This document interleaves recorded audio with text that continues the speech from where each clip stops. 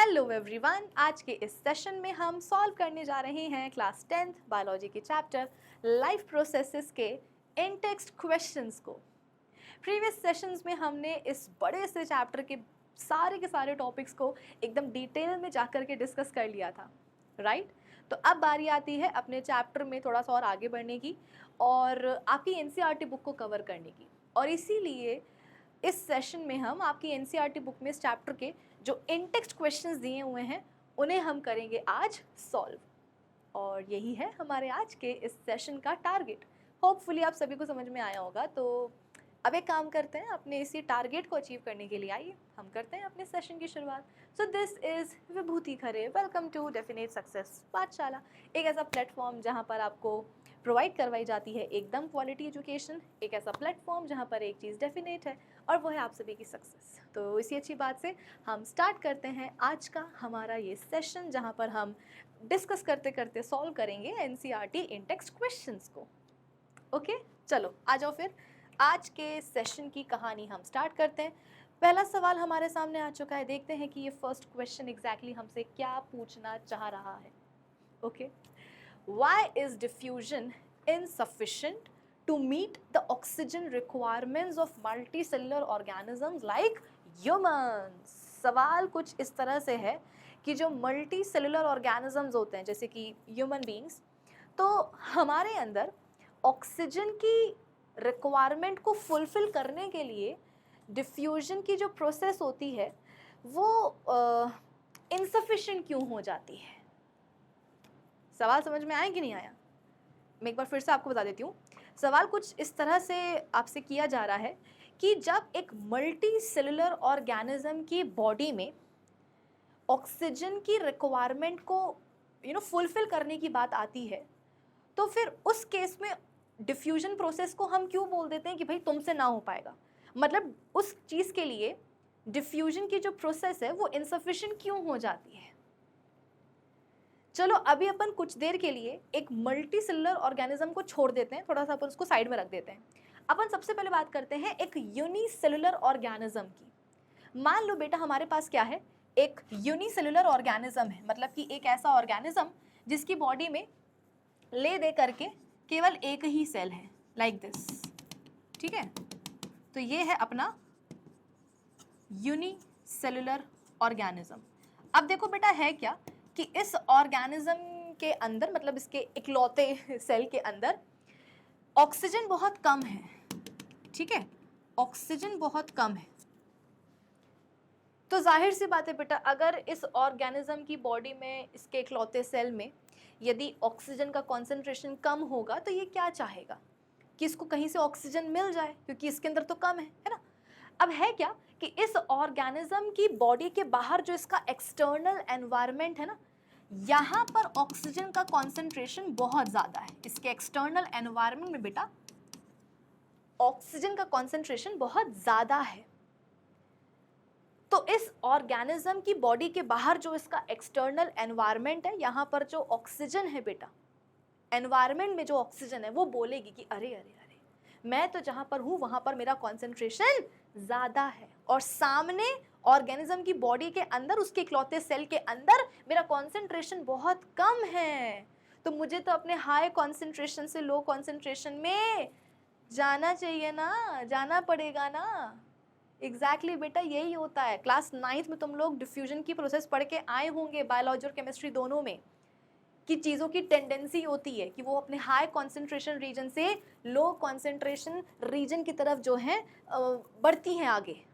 एक कॉन्सेंट्रेशन में डिफरेंस होना चाहिए, ग्रेडियंट होना चाहिए। तो चीज़ें अपने कॉन्सेंट्रेशन ग्रेडियंट के अलोंग ही क्या करती हैं, मूव करती हैं, और उसी को अपन क्या बोलते हैं, डिफ्यूजन बोलते हैं। तो यहाँ पर बेटा क्या होगा, ऑक्सीजन का डिफ्यूजन होगा ना। ऑक्सीजन अपने हाई कॉन्सेंट्रेशन रीजन से कहाँ आ जाएगी, लो कॉन्सेंट्रेशन रीजन में आ जाएगी। मतलब कि जो ऑक्सीजन है बेटा वो एक्सटर्नल एनवायरनमेंट से निकल करके कहाँ आ जाएगी, ऑर्गेनिज्म के इकलौते सेल के अंदर आ जाएगी। और यही तो ये चाह रहा था कि भाई मेरे पास ऑक्सीजन कम है, मुझे कहीं से और ऑक्सीजन मिल जाए। तो मिल तो गई, कहाँ से मिल गई, एक्सटर्नल एनवायरनमेंट से। कैसे मिल गई, डिफ्यूजन की प्रक्रिया के थ्रू, है ना। यहाँ पे मैं लिख दूँ ऑक्सीजन डिफ्यूज होकर के बेसिकली कहाँ से कहाँ गई है, बाहर से, मतलब एक्सटर्नल एनवायरनमेंट से कहाँ गई है, ऑर्गेनिज्म के इकलौते सेल के अंदर आ गई है, ठीक है। अब बेटा देखो ऐसा है, यहाँ पर ये डिफ्यूजन की प्रक्रिया इसीलिए पॉसिबल हो पाई क्योंकि ये जो सेल है ना, ये अपने एक्सटर्नल एनवायरनमेंट के डायरेक्ट कांटेक्ट में था, है ना। ऑक्सीजन का यहाँ पर जो डिफ्यूजन हुआ है ये क्यों हो पाया है, क्योंकि यहाँ पर ये जो सेल है ये अपने एक्सटर्नल एनवायरनमेंट के डायरेक्ट कांटेक्ट में था। अगर तुमसे मैं पूछूं कि बेटा तुम्हारे पास लिवर है ना, अरे लिवर है कि नहीं, लिवर है, तो लिवर के जो सेल्स हैं, क्या वो लिवर के सेल्स अपनी ये सराउंडिंग एयर के डायरेक्ट कांटेक्ट में है क्या? तो आप बोलोगे कि मैम सराउंडिंग एयर तो यहाँ है और लिवर तो अंदर है, और मतलब उसके सेल्स, मैम मतलब ये तो बहुत ही आपने अजीबोगरीब सवाल पूछ लिया कि कहाँ लिवर के सेल्स और कहाँ ये सराउंडिंग एयर। मैम इनका तो कोई डायरेक्ट कांटेक्ट नहीं है। वही तो बात है। अगर तुमसे मैं पूछूं कि बेटा तुम्हारे किडनीज है ना, तुम्हें किडनीज हैं बेटा, हर इंसान के पास 2 किडनीज होती है, ठीक है ना, तो तुम्हारी जो किडनीज हैं उनमें जो नेफ्रॉन्स हैं, तो क्या वो नेफ्रॉन्स ये अपनी सराउंडिंग एयर के डायरेक्ट कांटेक्ट में है क्या? तो आप बोलोगे कि यार मैम कहाँ किडनीज, कहाँ नेफ्रॉन्स, कहाँ ये सराउंडिंग एयर, मैम कोई डायरेक्ट कांटेक्ट तो है ही नहीं इनके बीच में। वही तो मैं आपको समझाना चाह रही हूँ कि जब हम बात करते हैं बेटा एक मल्टी सेलुलर ऑर्गेनिज्म की, तो उस ऑर्गेनिज्म की बॉडी में ना बहुत सारे सेल्स होते हैं, जैसे कि हम हैं, हम भी क्या हैं, मल्टी सेलुलर ऑर्गेनिजम्स ही तो हैं।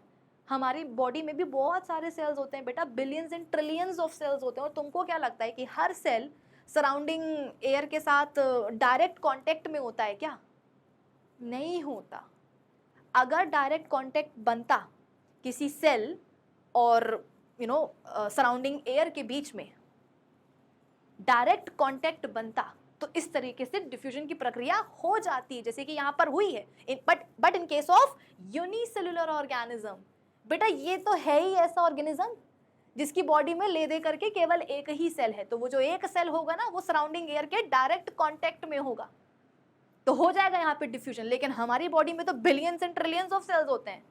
हर सेल तुमको क्या लगता है सराउंडिंग एयर के कांटेक्ट में होता है क्या कि डिफ्यूजन की प्रक्रिया हो जाएगी, ऑक्सीजन जो है ना अंदर आ जाएगी, कार्बन डाइऑक्साइड जो ना वो बाहर निकल जाएगी? ऐसा पॉसिबल है क्या हमारे अंदर? नहीं है ना, नहीं है पॉसिबल। तो बस यही तो यहाँ पर सवाल था। सवाल क्या था? यही तो था कि बताओ क्यों मल्टी सेलुलर ऑर्गेनिजम्स में ऑक्सीजन की रिक्वायरमेंट को फुलफिल करने के लिए डिफ्यूजन की जो प्रक्रिया है वो इनसफिशिएंट हो जाती है। तो तुम लिख दो कि भैया जब हम बात करते हैं किसकी, मल्टी सेलुलर ऑर्गेनिजम्स की, तो बॉडी में बहुत सारे सेल्स होते हैं और सारे सेल्स जो होते हैं ना वो सराउंडिंग एयर के या एक्सटर्नल एनवायरनमेंट के जो है डायरेक्ट कांटेक्ट में नहीं होते हैं। अगर कांटेक्ट डायरेक्ट वाला होता तो हो जाती डिफ्यूजन की प्रक्रिया। अब नहीं है डायरेक्ट कांटेक्ट, तो क्या करेंगे? डिफ्यूजन नहीं हो पाएगा, वहां पर इनसफिशिएंट जो है ना वो हो जाएगी प्रक्रिया, है ना। तो तुम यही लिख करके आओगे, कुछ और नहीं लिख करके आना है कि कोई उठा करके जो ना गाना लिख करके आ जाओगे कि आंसर नहीं आता तो चलो एक काम करते हैं गाना लिख करके आ जाते हैं। आंसर आना चाहिए, गाना नहीं लिखना है, ठीक है। The process of simple diffusion is sufficient to carry different activities of life in unicellular organisms, as in them the entire surface of the organism is in contact of the environment। कि unicellular organism में क्या होता है बेटा, body में इकलौता cell होता है, और वो जो इकलौता सेल होता है ना, एंटायर इकलौता सेल, पूरा का पूरा मतलब सेल, आप बोल सकते हो कि एक्सटर्नल एनवायरनमेंट के डायरेक्ट कांटेक्ट में होता है। In case of multicellular organisms, all the cells are not in direct contact of the environment, so simple diffusion will not work, है ना। तो ये क्या हो गई बेटा, आपके आंसर का एक की स्टेटमेंट हो गया है। मतलब कि मान लो कि सवाल आ जाए यदि एक नंबर के लिए, ठीक है, तो तुम बस इतनी लाइन लिख करके आ जाओगे ना तो तुमको पूरे के पूरे 1 नंबर मिल जाएंगे। कि मल्टी सेलुलर ऑर्गेनिजम्स में जो सेल्स होते हैं, सारे जो सेल्स होते हैं वो डायरेक्ट कांटेक्ट में नहीं होते हैं एनवायरनमेंट के, इसीलिए यहाँ पर जो है ना सिंपल डिफ्यूजन चलने नहीं वाला, यहाँ पर उसकी दाल नहीं गलेगी। हाँ, मान लो कि अगर सवाल जो है ना 2 या 3 नंबर के लिए आ जाए तो तुमको थोड़ा सा लिखना पड़ेगा बेटा। 2 या 3 नंबर के लिए सवाल आता है तो जो तुम्हारे आंसर के जो वर्ड्स होते हैं ना वो थोड़े से बढ़ाने पड़ते हैं, यहाँ वहाँ से जो ना कुछ लिखना पड़ता है। यदि 1 नंबर के लिए आ जाए तो इतना जो है ना काफ़ी है। लेकिन ये जो सेंटेंस है ना ये तो आपका रहेगा ही रहेगा, ये फिक्स सेंटेंस है, ये तो आपको लिखना ही पड़ेगा। ऊपर नीचे का लिखना ना लिखना वो डिपेंड करेगा कि कितने नंबर का सवाल आया है। ठीक है, चल आई होप ये वाला क्वेश्चन सबको समझ में आ गया होगा। अब अपन बढ़ जाते हैं आगे। नेक्स्ट क्वेश्चन क्या बोल रहा है, what criteria do we use to decide whether something is alive or not. अच्छा, कि कोई ऑर्गेनिज्म जिंदा है तो हम किस बेसिस पर बोलेंगे। जैसे कि मैं बोलूँ कि देखो बेटा मेरे सामने एक ऑर्गेनिज्म टाइप का कुछ आया है, वो जिंदा है, तो आप मुझसे पूछोगे कि मैम किस बेसिस पर आपने कह दिया कि वो जिंदा है, वो एक ऑर्गेनिज्म है। हो सकता है कि आपके सामने जो है ना एक बाल्टी पड़ी हुई हो और आप उसी को बोल रहे हो कि नहीं बाल्टी क्या है, जिंदा है जिंदा है। हम कैसे मान लें कि आपके सामने जो स्ट्रक्चर आया है, जो क्रिएचर आया है, जो ऑर्गेनिज्म आया है वो जिंदा है? क्या प्रमाण है, क्या क्राइटेरिया है किसी भी चीज़ को अलाइव बोल देने का? तो देखो सीधी सी बात है, कुछ एक्टिविटीज़, सर्टेन एक्टिविटीज़ या बोल सकते हो कि प्रोसेसेस या फंक्शंस दिखने चाहिए ऑर्गेनिज्म की बॉडी के अंदर, तभी हम बोल सकते हैं कि भैया वो जिंदा है ना। अगर सामने बाल्टी रखी हुई है तो जाहिर सी बात है बेटा उस बाल्टी में मुझे क्या ही दिखेगा, कोई एक्टिविटी, कोई फंक्शन, कोई लाइफ प्रोसेस होते हुए दिखेगी क्या मुझे कि देखो बाल्टी जो है ना ग्रो कर रही है। 1 साल पहले बाल्टी बिल्कुल इतनी सी थी, 1 साल बाद आकर के देखा तो वो इतनी बड़ी हो गई, देखो उसकी हाइट बढ़ गई, वो ग्रो कर गई। ऐसा होगा क्या? ना उसमें ग्रोथ होगी, ना उस बाल्टी में मुझे कोई मूवमेंट, बाल्टी मतलब समझते हो ना, मैं बकेट की बात कर रही हूँ ठीक है। तो उस बकेट में बेटा मुझे ऐसा कोई भी मूवमेंट खुद से नज़र नहीं आएगा। ठीक है, कि मैं बकेट को यहाँ रख करके गई थी, 1 घंटे बाद आकर के देखा तो वो चल चल के कहाँ पहुँच गई, वहाँ पहुँच गई, अपने यहाँ बाथरूम में चली गई। ऐसा भी नहीं होने वाला है। ठीक है, तो कोई ग्रोथ नहीं दिखेगी मुझे, किसी भी तरह का कोई मूवमेंट नहीं दिखेगा उसमें खुद से। ठीक है, उसके अलावा मुझे उसमें कोई लाइफ प्रोसेसेस होते हुए नहीं नज़र आएंगी, ना उसमें न्यूट्रिशन चल रहा होगा कि देखो बाल्टी जो है खाना खा रही है ना, या बाल्टी में मैंने पानी रखा था तो वो बाल्टी खुद ही पानी पी गई। ठीक है, कोई रेस्पिरेशन नहीं होगा, कोई ट्रांसपोर्टेशन नहीं होगा, कोई एक्सक्रीशन नहीं होगा, मतलब बेसिकली ना कोई लाइफ प्रोसेस उसमें नहीं होने वाली है। तो जब कोई ग्रोथ नहीं है, कोई लाइफ प्रोसेस नहीं है, तो जाहिर सी बात है ना, मैं क्या बोलूँगी कि भैया ये जो बाल्टी है ना ये तो नॉन लिविंग है, ये ज़िंदा नहीं है। वहीं अगर मैं बोलूँ कि भाई मेरे सामने एक ऐसा ऑर्गेनिज्म है जो दिख रहा है कि उसकी बॉडी में जो है ना न्यूट्रिशन की प्रक्रिया हो रही है, वो रेस्पायर भी कर रहा है, एक्सक्रीशन भी उसकी बॉडी में परफॉर्म हो रहा है, ट्रांसपोर्टेशन भी हो रहा है उसकी बॉडी में, है ना। उसके अलावा बोल सकते हो कि उसकी ग्रोथ भी हो रही है ऑर्गेनिज्म की, और मूवमेंट्स भी जो है ना मुझे दिख रहे हैं उसकी बॉडी में, तो इसका मतलब क्या है, वो जिंदा है। That's it. तो बस यही आपको लिख देना है थोड़े अच्छे शब्दों में। Visible movements such as walking, breathing or growing is generally used to decide whether something is alive or not. Visible movements है ना, कि हाँ हाइट बढ़ते हुए आपको दिख रही है, कोई चीज़ चलते हुए आपको दिख रही है, ब्रीदिंग हो रही, जैसे जब अपन ब्रीद करते हैं, ब्रीद इन ब्रीद आउट, है ना, तो बेसिकली अपना जो चेस्ट मूवमेंट है बेटा ये होते हैं, है ना। जब अपन सांस लेते हैं अंदर, जब अपन छोड़ते हैं, तो चेस्ट मूवमेंट्स जो हैं अपने होते हैं, और उन चेस्ट मूवमेंट्स के ही बेसिस पर हम बोलते हैं कि हाँ यार मतलब ये तो सांस ले रहा है, मतलब ये ज़िंदा है ना। जैसे कि मान लो कि अब कोई इंसान सो रहा है ना, कोई सो रहा है, अब सोते हुए तो नहीं बेटा आपको उसकी आंखें खुली दिखेंगी या वो कुछ काम करते हुए आपको दिखेगा, इंसान सो रहा है ना, तो वो रेस्ट कर रहा है बेटा। तो अगर एक इंसान रेस्ट कर रहा है तो आप कैसे पता लगाओगे कि वो रेस्ट कर रहा है या वो मर गया? इंसान कितना भी क्यों ना सोए, कितनी भी गहरी नींद में क्यों ना सोए, सांस तो वो लेगा ना, चेस्ट मूवमेंट्स तो होंगे कि नहीं होंगे। तो आप देखोगे कि हाँ भैया ये जो इंसान है ये लेटा हुआ है, चेस्ट मूवमेंट्स हो रहे हैं, मतलब कि ये सांस ले रहा है, मतलब कि ये जिंदा है, मरा नहीं है। like that. So visible movements such as walking, breathing, growing is generally used to decide whether something is alive or not. Sometimes a living organism can have movements that are not visible to the naked eye. Therefore, the presence of life processes is a fundamental criteria that can be used to decide whether something is alive or not. अब कभी कभी देखो वही वाली बात है, ऐसा होता है कि जो मूवमेंट्स होते हैं, है ना, मतलब ऑर्गेनिज्म की बॉडी में जो मूवमेंट्स होते हैं बेटा, कभी कभी वो ऐसे नेकेड आइज से जो है विजिबल नहीं होते हैं. तो इसीलिए उस, हाँ, फिर मतलब सोल्यूशन क्या निकलता है? सोल्यूशन निकलता है कि भैया तुम देख लो क्या, लाइफ प्रोसेसेस, कि अगर लाइफ प्रोसेसेस किसी ऑर्गेनिज्म की बॉडी में आपको होते हुए नजर आ रही है, मतलब समझ जाओ कि वो जिंदा है, बात वहीं खत्म. ठीक है, चलो, मतलब आप ये समझ लो कि पहले तो अपन क्या देखते हैं, विजिबल मूवमेंट्स देखते हैं. विजिबल मूवमेंट्स जैसे कि चलना फिरना, है ना, आप बोल सकते हो कि ग्रोथ होना. उसके अलावा ब्रीदिंग की प्रक्रिया के दौरान जो चेस्ट मूवमेंट्स होते हैं, पहले वो देखे जाते हैं. अगर वो भी नहीं दिख रहे हैं तो फिर देख रहे हैं कि हाँ भाई लाइफ प्रोसेसेस हो रही कि नहीं हो रही. ठीक है, चलो नेक्स्ट क्वेश्चन पर आ जाते हैं बेटा. What are outside raw materials used for by an organism.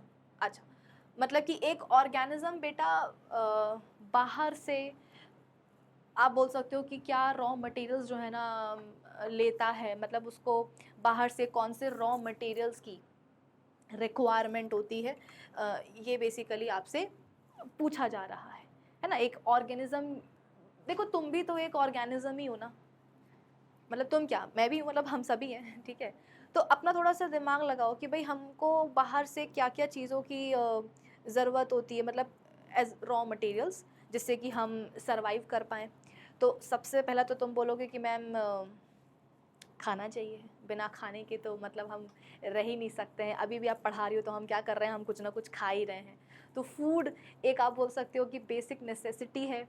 Raw material के तरह जो है ना, उसको हम बाहर से अपनी बॉडी के अंदर लेते हैं. ठीक है, उसके अलावा ऑक्सीजन, है ना, माना कि अभी आप पढ़ा रहे हो और हम खा रहे हैं, लेकिन खाते खाते हम सांस भी तो ले रहे हैं ना, तो ऑक्सीजन भी चाहिए, पानी भी चाहिए, खाना भी चाहिए. तो ये सब हम लेते हैं रॉ मटेरियल्स बाहर से अपनी बॉडी के अंदर, right. So an organism uses outside raw materials mostly in the form of food and oxygen.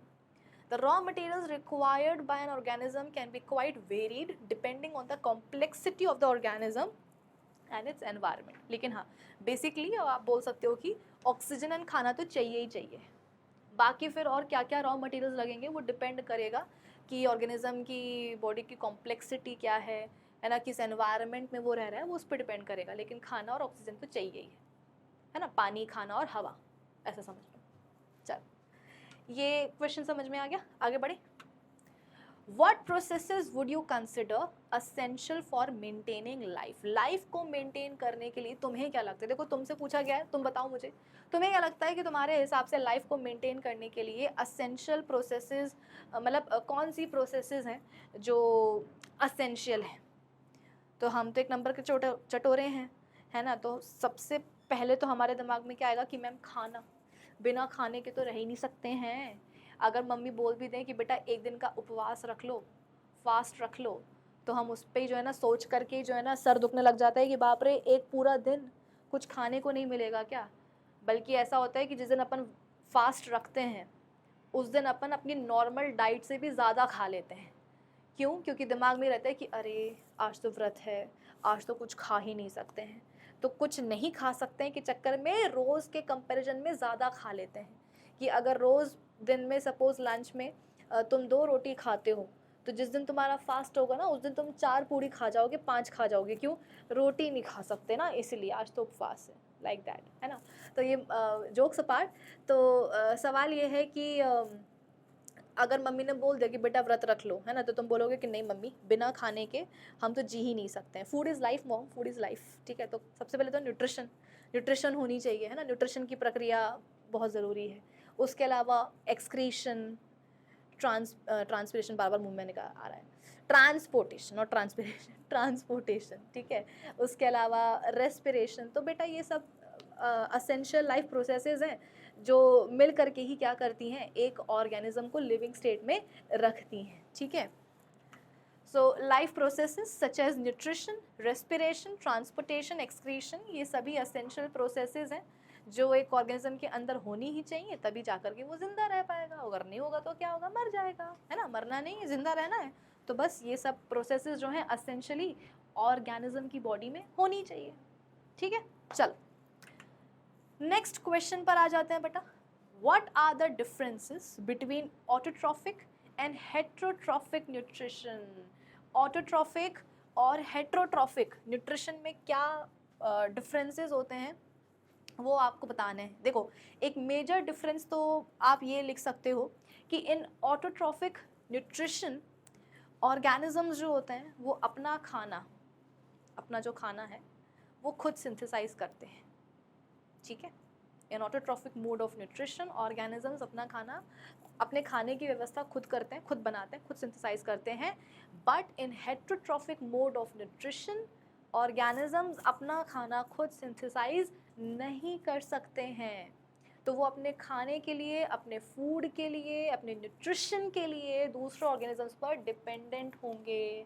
भाई अगर कोई काम मुझसे नहीं हो रहा है तो जाहिर सी बात है मैं किसी दूसरे पर डिपेंडेंट रहूँगी ना उस काम के लिए। जैसे कि मैं बोलूँ कि भाई मुझे खाना बनाना नहीं आता है, अब मुझे भूख लगी है, मेरे घर में खाना नहीं है, तो मुझे तो आता नहीं बनाना, तो जाहिर सी बात है ना मैं किसी और पर डिपेंड करूँगी। मैं सोचूंगी कि यार मम्मा कहाँ चली गई, मम्मा को ढूंढो, खाना चाहिए, भूख लगी है ना। मम्मा नहीं होंगी, अगर सपोज़ मम्मा भी कहीं बाहर गई हैं तो फिर मैं ढूंढूंगी कि भैया मेरी मेड कहाँ गई है, उसको बुलाऊँ, मुझे खाना पका करके देगी, मुझे भूख लगी है। तो अगर कोई काम हम नहीं कर पाते हैं बेटा तो जाहिर सी बात है हम किसी दूसरे पर डिपेंड कर जाते हैं उस काम को करने के लिए या उस काम को करवाने के लिए। तो यहाँ पर भी वही होता है कि in heterotrophic mode of nutrition organisms अपना खाना खुद तो बना नहीं सकते हैं, तो वो दूसरे ऑर्गेनिजम्स पे क्या करेंगे बेटा, डिपेंड करेंगे अपने न्यूट्रिशन के लिए। ऑटोट्रॉफिक मोड ऑफ न्यूट्रिशन में क्या होता है कि बोलते हैं ऑर्गेनिजम्स कि भाई हम सेल्फ सफिशिएंट है, अपना खाना खुद ही बना लेंगे, हमें किसी और से मतलब ही नहीं है, ठीक है। चल इसके अलावा ये तो देखो पहला डिफरेंस हो गया। सेकंड, अब क्योंकि हम खुद ही बोल रहे हैं कि in autotrophic mode of nutrition organisms अपना खाना खुद बनाते हैं, तो बेटा खुद बनाने के लिए रॉ मटेरियल्स भी तो चाहिए होते हैं ना। जैसे कि मैं बोलूँ कि आज मैं तुम्हारे लिए मैगी बनाऊँगी, तो मैगी बनाने के लिए मेरे पास मैगी नूडल्स होने चाहिए, मसाला होना चाहिए, पानी होना चाहिए, है ना, नमक होना चाहिए, तेल होना चाहिए। मैं कैसे जो है ना मैगी पकाऊंगी, कच्ची खिला दूंगी क्या तुम लोगों को? कच्ची नहीं खानी चाहिए, वैसे तो खानी नहीं चाहिए, पर खानी ही है तो पका के खाओ, ठीक है। मतलब पकाने के लिए अरे मुझे रॉ मटेरियल्स चाहिए ना बेटा। तो यहाँ पर भी देखो कार्बन डाइऑक्साइड चाहिए है और पानी चाहिए है। In autotrophic mode of nutrition organisms को यदि अपना खाना खुद बनाना है तो इसके लिए उनको क्या चाहिए है, रॉ मटेरियल्स चाहिए है, जैसे कि कार्बन डाइऑक्साइड एंड वाटर। यहाँ पर तो क्या ही है, ना भी मिले कार्बन डाइऑक्साइड ना भी मिले पानी तो भी चल जाएगा। क्यों? क्योंकि बेटा यहाँ पर तो ऑर्गेनिज्म खुद बना ही नहीं रहा ना अपना खाना, किसी दूसरे पे डिपेंड कर रहा है अपने न्यूट्रिशन के लिए। तो उसको क्या मतलब है कि पानी मिल रहा है कि नहीं, कार्बन डाइऑक्साइड मिल रही है कि नहीं, कौन सा जो है ना इसको खुद को बनाना है। जैसे कि मुझसे कोई पूछे कि मैम आपको कौन कौन से मसाले लगेंगे महीने भर में, है ना, या कितना आटा लगेगा, कितना चावल लगेगा, तो मैं बोलूँगी मुझे क्या मतलब है, मुझे क्या मतलब है, कौन सा मुझे बनाना है खाना, जिसको खाना बनाना है उससे पूछो। तो अगर तुम मुझे मसाला ला करके दोगे तो मैं ले लूँगी, और अगर नहीं दोगे तो भी मुझे कोई फ़र्क नहीं पड़ेगा। क्यों? क्योंकि मुझे कौन सा खाना बनाना है भाई, लाइक दैट। अब जैसा कि तुमको मैंने बोला कि सपोज़ अगर मैं तुम्हें मैगी बना करके खिला रही हूँ तो इसके लिए मुझे रॉ मटेरियल्स चाहिए हैं, उसके अलावा मेरे को एक गैस स्टोव भी तो चाहिए ना, मुझे एक एलपीजी सिलेंडर भी तो चाहिए ना। अरे भाई रॉ मटेरियल्स मेरे पास आ जाएंगे, लेकिन फिर उस पूरे सामान को मुझे पकाना भी तो पड़ेगा ना, और पकाने के लिए क्या चाहिए है, एनर्जी चाहिए कि नहीं चाहिए है। तो फिर in autotrophic mode of nutrition organisms को यदि खुद खाना बनाना है बेटा तो नेचुरली उसके लिए उनको क्या चाहिए है, रॉ मटेरियल्स जैसे कि पानी and carbon dioxide. Along with raw materials energy भी चाहिए, बिना एनर्जी के खाना नहीं बनेगा। तो जैसे कि अपन ने फोटोसिंथेसिस पढ़ी है ना, अपन ने फोटोसिंथेसिस पढ़ी है, तो उसमें जो है ना लाइट एनर्जी का इस्तेमाल किया जाता है, वो भी छोड़ो। मैंने आपको ऑटोट्रॉफिक मोड ऑफ न्यूट्रिशन के भी 2 टाइप्स बताए थे, photo autotrophic mode of nutrition, chemo autotrophic mode of nutrition. मैंने आपको बताया था कि फोटो ऑटोट्रॉफिक न्यूट्रिशन में क्या होता है, लाइट एनर्जी का इस्तेमाल किया जाता है ना, डिपेंडिंग अपॉन लाइट कौन सी वाली इस्तेमाल, मतलब सॉरी, डिपेंडिंग अपॉन एनर्जी का कौन सा सोर्स इस्तेमाल किया जा रहा है, कौन सी एनर्जी इस्तेमाल की जा रही है, उसके बेसिस पर इसके भी 2 टाइप्स हो जाते हैं, photo autotrophic and chemo autotrophic. Chemo autotrophic में केमिकल एनर्जी का इस्तेमाल करते हैं और फोटो ऑटोट्रॉफिक में लाइट एनर्जी का इस्तेमाल करते हैं, बट एनर्जी तो लगेगी ही लगेगी, चाहे वो केमिकल एनर्जी लगे चाहे वो लाइट एनर्जी लगे, लेकिन एनर्जी तो लगनी है, नहीं तो खाना पकेगा नहीं, है ना। तो सोलर एनर्जी मतलब वही light energy is converted into chemical energy by photosynthetic pigments and then used for making food. आप चाहो तो यहाँ पर एक और पॉइंट ऐड कर सकते हो, मतलब इसी में कि केमिकल एनर्जी भी इस्तेमाल होती है। ज़्यादा एनसीईआरटी बेटा कुछ बोलती नहीं है, लेकिन क्या है ना कि कॉन्सेप्ट तो हमको पता होना चाहिए, क्योंकि फिर क्या होगा कि अगर मान लो तुम्हारा सपना है डॉक्टर बनने का, 11th-12th में जाकर के तुमने क्या करा, बायोलॉजी ले ली। अब बायोलॉजी तुमने ले तो ली, लेकिन होगा क्या, 9th-10th में बायोलॉजी में जो तुमने चैप्टर्स पढ़े हैं, उन्हीं चैप्टर्स का एक बहुत ही एडवांस वर्जन तुमको पढ़ना होगा 11th-12th में जा कर के। और कहीं ना कहीं बेटा 11th-12th में, क्योंकि सिलेबस बहुत वास्ट हो जाता है, अगर मैं सिर्फ बायोलॉजी की ही बात करूं तो ठीक है, सिलेबस बहुत ही वास्ट हो जाता है और पढ़ाने के लिए बहुत कुछ होता है, तो कहीं ना कहीं बेटा 11th-12th के टीचर्स भी आपसे यही एक्सपेक्ट करते होंगे कि तुम्हें बेसिक कॉन्सेप्ट्स तो पता ही होंगे, क्योंकि तुम 9th-10th में ये सब चीज़ें थोड़ी बहुत पढ़ के आए हो, है ना। लेकिन होता क्या है, 9th-10th में जब हम रहते हैं तो हमको लगता है कि नहीं 11th-12th में जाकर के जो ना डिटेल में पढ़ लेंगे, और जब 11th-12th में पहुंचते हैं तो टीचर्स को लगता है कि नहीं इतना बेसिक तो तुमको जो है ना 9th-10th में पता ही होगा, तुम पढ़ के आए ही होंगे।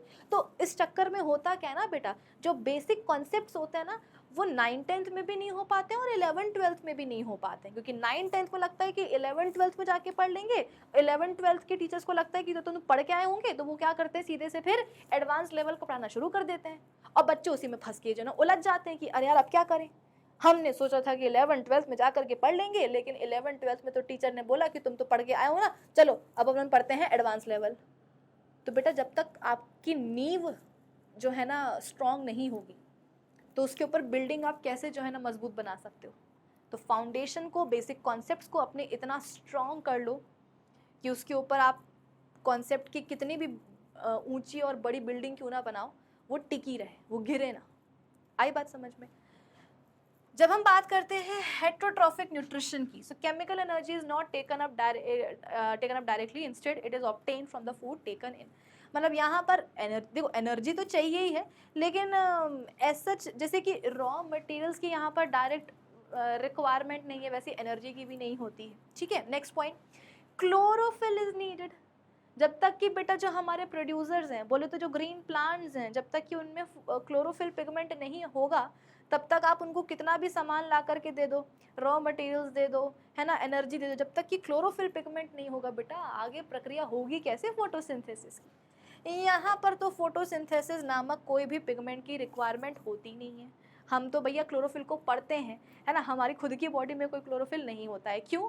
अरे हम खुद भी तो बेटा हेट्रोट्रॉफ्स ही है ना, हमारे अंदर भी तो हेट्रोट्रॉफिक मोड ऑफ न्यूट्रिशन ही पाया जाता है। कौन सा वाला? होलोजोइक टाइप का, है ना। तो हमें हमें क्लोरोफिल से मतलब नहीं है। Last, autotrophic nutrition is seen in producers, thus it occurs in at the primary level in a food chain. अब हो सकता है ये फूड चेन वाला जो पॉइंट है तुमको ना समझ में आए, बट प्लांट्स की बात तो समझ में आ ही सकती है ना। प्लांट्स होते हैं बेटा, प्लांट्स को अपन क्या बोलते हैं? प्रोड्यूसर्स बोलते हैं, ठीक है। तो उनमें होता है फोटोसिंथेसिस, ठीक है। और यहाँ पर देखो तो टर्शरी लेवल जो होते हैं फूड चेन, फूड चेन तुम लोगों ने जूनियर क्लासेस में कभी ना कभी तो पढ़ी होगी ना, जैसे 6th-7th में पढ़ा होगा। जैसे कि घास है, घास को किसने खाया? घास को खाया बकरी ने, ठीक है। बकरी को किसने खा लिया? शेर ने खा लिया। तो ये क्या बन गई? फूड चेन बन गई, ठीक है। कि बकरी का खाना क्या है? घास, और शेर का खाना क्या है? बकरी। तो ये फूड चेन बन जाती है, ठीक है। तो जो ऑटोट्रॉफिक न्यूट्रिशन है बेटा, जो प्राइमरी जो स्टेज होती है फूड चेन की, प्रोड्यूसर्स लेवल की, वहीं पर होता है ऑटोट्रॉफिक न्यूट्रिशन, ठीक है। और फिर जो बाद की जो स्टेजेस होती है, जो लेवल्स होते हैं फूड चेन के, वहाँ पर पाया जाता है हेटरोट्रॉफिक मोड ऑफ न्यूट्रिशन, ठीक है। एग्जाम्पल क्या है, ग्रीन प्लांट्स, ब्लू ग्रीन अलगी, यहाँ पर ऑल एनिमल्स, मोस्ट बैक्टीरिया, इन सब में हेटरोट्रॉफिक न्यूट्रिशन ही पाया जाएगा। सॉर्टेड। चलो आगे बढ़ते हैं बेटा। अच्छा हाँ, आपके मन में सवाल आएगा कि मैम अगर मान लो कि क्वेश्चन आ गया 1 नंबर के लिए, तो 1 नंबर के लिए इतना पूरा कुछ लिखना पड़ेगा क्या? तो उसका जवाब है नहीं। अगर केवल 1 नंबर के लिए सवाल आता है ये वाला, तो सिंपल जो बेसिक एक डिफरेंस है दोनों ही मोड ऑफ न्यूट्रिशन में, बस वो एक बेसिक डिफरेंस लिख देना कि यहाँ पर ऑर्गेनिज्म खुद अपना खाना बनाते हैं, यहाँ पर ऑर्गेनिजम्स खुद अपना खाना सिंथेसाइज नहीं करते हैं, इसलिए दूसरे ऑर्गेनिजम्स पे डिपेंड करते हैं अपने खाने के लिए, न्यूट्रिशन के लिए। बस ये बेसिक डिफरेंस लिख करके, चाहो तो एक एक एग्जाम्पल लिख करके छोड़ देना, अगर केवल 1 नंबर का सवाल आ रहा है तो। और अगर 2 से 3 नंबर का सवाल आ रहा है बेटे, तो फिर ये पूरा तुमको लिखना पड़ेगा, ठीक है। मैं ज़्यादा तुमको इसलिए बता देती हूँ ताकि अगर सवाल आ जाए 2 या 3 नंबर के लिए, तो तुम्हारे पास कंटेंट तो रहे लिखने के लिए। अब मैं तुमको एक लाइन लिखवा करके ख़त्म कर दूँ और सवाल आ जाए 3 नंबर के लिए, फिर तुम क्या करोगे? इसीलिए मैं ज़्यादा लिखवा देती हूँ, है ना, ताकि क्वेश्चंस को आंसर करते टाइम तुमको दिक्कत ना हो। अब ये सवाल 1 नंबर के लिए आए, 2 नंबर के लिए आए, 3 नंबर के लिए आए, तुम्हारे पास इतना कंटेंट है कि तुम लिख सकते हो अपना आंसर, कम शब्दों में भी और ज़्यादा वर्ड्स में भी, ठीक है। चल next question, where do plants get each of the raw materials required for photosynthesis? बेटा फोटोसिंथेसिस के लिए क्या चाहिए होता है? फोटोसिंथेसिस के लिए कार्बन डाइऑक्साइड चाहिए होती है और पानी चाहिए होता है ना, ये हो गए रॉ मटेरियल्स। उसके अलावा लाइट एनर्जी चाहिए होती है ना। लाइट एनर्जी देखो जरा, एल कैसा लिख दिया मैंने, लाइट एनर्जी। तो कार्बन डाइऑक्साइड बच्चों कहाँ से मिल जाएगी? ये तो मिल जाएगी सराउंडिंग एयर से, ठीक है। पानी कहाँ से मिल जाएगा? मिट्टी से मिल जाएगा ना भाई। अपन ने प्लांट्स में ट्रांसपोर्टेशन की प्रोसेस कैसे होती है वो टॉपिक अपन ने पढ़ लिया है, हमको पता है कि किस तरीके से एक प्लांट या एक ट्री की जो रूट्स हैं वो किस तरीके से वाटर एंड मिनरल आयंस को मिट्टी से अब्जॉर्ब करती हैं। ये सब कुछ अपन सीख चुके हैं, तो अब तो ये हमको पता ही है कि मिट्टी से क्या मिल जाएगा? पानी मिल जाएगा। सराउंडिंग एयर से क्या मिल जाएगी? Carbon dioxide. और जब बात आती है लाइट एनर्जी की, तो ये कहाँ से मिल जाएगी? सनलाइट से मिल जाएगी, है ना। तो सवाल यही था कि फोटोसिंथेसिस के लिए जो रॉ मटेरियल्स चाहिए होते हैं वो कहाँ कहाँ से, मतलब सोर्स क्या है। तो आप लिख देना कि पानी चाहिए होगा तो मिल जाएगा सॉइल से, कार्बन डाइऑक्साइड चाहिए होगी तो वो मिल जाएगी सराउंडिंग एयर से, और रही बात लाइट एनर्जी की तो वो मिल जाएगी सनलाइट से। Okay, light energy from the sun, carbon dioxide from the air and water from the soil, ठीक। चलो next question, what is the role of acid in our stomach? हमारे स्टमक में बेटा एसिड का क्या रोल होता है? तुमको पता है ना कि जब खाना पहुंचता है स्टमक में, तो स्टमक के लेवल पर बेटा फूड के कौन से कंपोनेंट का डाइजेशन जो है शुरू हो जाता है। देखो अपन न्यूट्रिशन एंड ह्यूमन बींग्स पढ़ चुके हैं, तो मैं तुमसे एक्सपेक्ट करती हूँ कि सब बच्चों ने अभी तक जितने भी प्रीवियस लेक्चर्स हुए हैं इस चैप्टर के, आई नो चैप्टर बहुत बड़ा है, ठीक है, टॉपिक्स इसमें बहुत सारे हैं और टॉपिक्स के जो वीडियोस बने हैं वो भी बहुत सारे हैं, पर देखो ऐसा है कि चैप्टर तो पढ़ना ही है ना, क्योंकि इस चैप्टर के ऊपर सवाल तो अच्छे बनते हैं। तो मैं मान के चलती हूँ कि अब तक सभी बच्चों ने वो सारे लेक्चर्स देख लिए होंगे। बेटा जिसने नहीं देखा है, कौन से दिन के इंतज़ार में हो, अभी भी समय है, जा कर के देख लो, तुम्हारा जो चैप्टर है वो मजबूत हो जाएगा, ठीक है। तो अपन ने पढ़ रखा है कि भाई जब खाना स्टमक में पहुंचता है सबसे पहले, है ना, तो प्रोटीन्स जो होते हैं, फूड में प्रोटीन्स होते हैं, तो प्रोटीन्स का जो डाइजेशन है बेटा वो हमारे स्टमक में ही शुरू हो जाता है। क्यों? क्योंकि जो स्टमक में जो गैस्ट्रिक जूस बनता है, स्टमक में जो गैस्ट्रिक जूस बनता है, उस गैस्ट्रिक जूस में होता है क्या? प्रोटीन्स को डाइजेस्ट करने वाला एंजाइम, जिसको अपन बोलते हैं पेप्सिन, है ना, उसको अपन प्रोटियोलिटिक एंजाइम भी बोलते हैं। प्रोटियोलिटिक का मतलब क्या है? लिटिक वर्ड आया है लाइसिस से, लाइसिस का मतलब होता है किसी चीज़ को तोड़ना या ब्रेक डाउन, ठीक है। और प्रोटियो वर्ड क्यों जुड़ा? क्योंकि यहाँ पर क्या हो रहा है, एंजाइम क्या कर रहा है? प्रोटीन्स को तोड़ रहा है, उसका डाइजेशन कर रहा है, तो प्रोटियोलिटिक एंजाइम उसको अपन बोल देते हैं, ठीक है। तो स्टमक में जब बेटा खाना पहुँचता है, तो स्टमक में जो गैस्ट्रिक जूस बनता है, उस जूस में होता है क्या? प्रोटियोलिटिक एंजाइम, यानी कि प्रोटीन्स को डाइजेस्ट करने वाला एंजाइम। कौन सा? पेप्सिन। प्रोटियोलिटिक एंजाइम पेप्सिन पाया जाता है कहाँ? गैस्ट्रिक जूस में।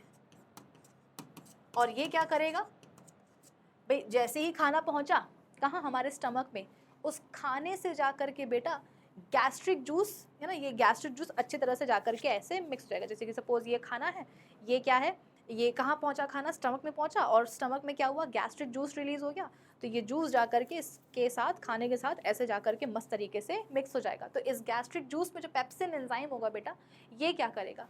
ये करेगा कि खाने में जो प्रोटीन्स होंगे, खाने में जो प्रोटीन्स होंगे उसको उठा करके ये तोड़ना शुरू कर देगा, किसमें? स्मॉलर फॉर्म्स में, पेप्टोन्स एंड प्रोटियोजेस में, पेप्टोन्स एंड प्रोटियोजेस में। आई बात समझ में कि खाने में जो भी प्रोटीन्स होंगे उनका जो डाइजेशन है बेटा वो आपके स्टमक में ही शुरू हो जाएगा, क्योंकि स्टमक में है गैस्ट्रिक जूस जिसमें एंजाइम है कौन सा? पेप्सिन। ये क्या करेगा? प्रोटीन्स को तोड़ देगा, किसमें? कंपैरेटिवली स्मॉलर फॉर्म्स में, पेप्टोन्स एंड प्रोटियोजेस में। ठीक है, अब आप बोलोगे कि मैम ये तो आपने कुछ और बता दिया, सवाल ये था कि HCl क्यों निकलता है ना? मतलब कि आप ये समझ लो कि जो गैस्ट्रिक जूस बना है हमारे स्टमक में, उस गैस्ट्रिक जूस का एक कंपोनेंट तो आपको मैंने बता ही दिया, ये पेप्सिन एंजाइम। दूसरा कंपोनेंट क्या होता है? HCl। तो सवाल ये है कि HCl आया क्यों? क्योंकि बेटा ये जो पेप्सिन एंजाइम होता है ना, ये भी कुछ कम नहीं होता है। मतलब तुम्हें लग रहा होगा कि अरे वाह कितना महान है ये जो है प्रोटीन्स को तोड़ेगा। ना ना ना ना, ये इतना महान नहीं होता है। ये जो है बहुत आलसी टाइप का होता है। मतलब कि ये स्टमक में, गैस्ट्रिक जूस में अपने इनएक्टिव फॉर्म में पड़ा रहता है, और इसका इनएक्टिव फॉर्म होता है पेप्सिनोजन। ये अपने इनएक्टिव फॉर्म में बेटा पड़ा रहता है गैस्ट्रिक जूस में। ये बोलता है कि अरे मेरे को तो बहुत नींद आ रही है, आज मैं कोई काम नहीं करूँगा, तो इसको एक्टिवेट तो करना पड़ेगा ना। ये नहीं होगा तो फिर प्रोटीन्स टूटेंगे कैसे? कैसे जो है ना होगा डाइजेशन प्रोटीन्स का? तो इसको उसके एक्टिव फॉर्म में कन्वर्ट करना पड़ता है। और ये अपने एक्टिव फॉर्म में कब आता है? जब इसको क्या मिले? एक एसिडिक पीएच मिले, एक एसिडिक मीडियम मिले। इसीलिए गैस्ट्रिक जूस का एक कंपोनेंट क्या हो जाता है बेटा? HCl। तो जब हमारी स्टमक की, आप बोल सकते हो कि वॉल की जो इनर मोस्ट लेयर होती है, स्टमक बेटा क्या है? मस्कुलर स्ट्रक्चर ही तो है ना। तो जो उसकी दीवार है उसमें जो सबसे इनर मोस्ट लेयर होती है, वहाँ पर पाए जाते हैं गैस्ट्रिक ग्लैंड्स। गैस्ट्रिक ग्लैंड्स में होते हैं स्पेशल टाइप ऑफ सेल्स जो क्या करते हैं? HCl निकालते हैं। ये HCl बन जाता है क्या? गैस्ट्रिक जूस का एक कंपोनेंट। और ये बेसिकली HCl करता क्या है? ये HCl स्टमक में एक एसिडिक पीएच या एक एसिडिक मीडियम क्रिएट कर देता है, जिसके चलते फिर ये पेप्सिनोजन अपने एक्टिव फॉर्म में कन्वर्ट होता है पेप्सिन में, और फिर ये आगे जा कर के प्रोटीन्स को डाइजेस्ट करने का काम करता है। ठीक है, अगर ये ना हो ना बेटा तो ये पड़ा रहे अपने इनएक्टिव फॉर्म में कि आज तो मुझे बहुत ही आलस आ रहा है, आज मैं कोई काम नहीं करूँगा, कैसे होगा फिर प्रोटीन्स का डाइजेशन? दिक्कत हो जाएगी ना। तो इसीलिए इसका होना बहुत ज़रूरी है। ठीक है, वैसे तो ये एक नंबर के लिए अगर सवाल आएगा तो इतना लिख दोगे आप तो आपके लिए इनफ होगा।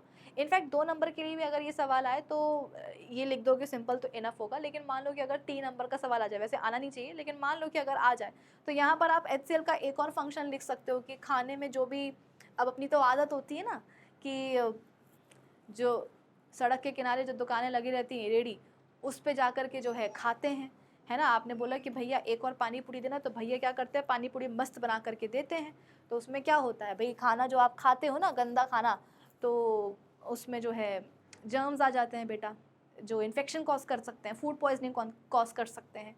तो जब ऐसा गंदा खाना तुम खाओगे तो फिर रिस्पॉन्सिबिलिटी बन जाती है किसकी? HCl की, कि जो भी तुमने खाना खाया उसमें जो भी पैथोजन है, जो भी जर्म्स, जो भी बैक्टीरिया वगैरह हैं, तो वो बैक्टीरिया वगैरह क्या होते हैं? HCl से मर जाते हैं वहीं के वहीं, है ना, पेट में ही, ताकि इन्फेक्शन ना हो पाए। तभी तो अपन बोलते हैं कि अरे मैम जैसे कुछ नहीं होता, अब हमने तो ना पिछले ही 10 दिन पहले हमने यहीं से पानी पूरी खाई थी, हमें तो कुछ भी नहीं हुआ। क्यों नहीं हुआ? Thanks to HCl। जो तुमने खाई थी पानी पूरी, उसमें जो गंदगी थी, है ना, जो जर्म्स वगैरह थे, वो HCl ने मार डाले, तो कुछ नहीं हुआ। ओके,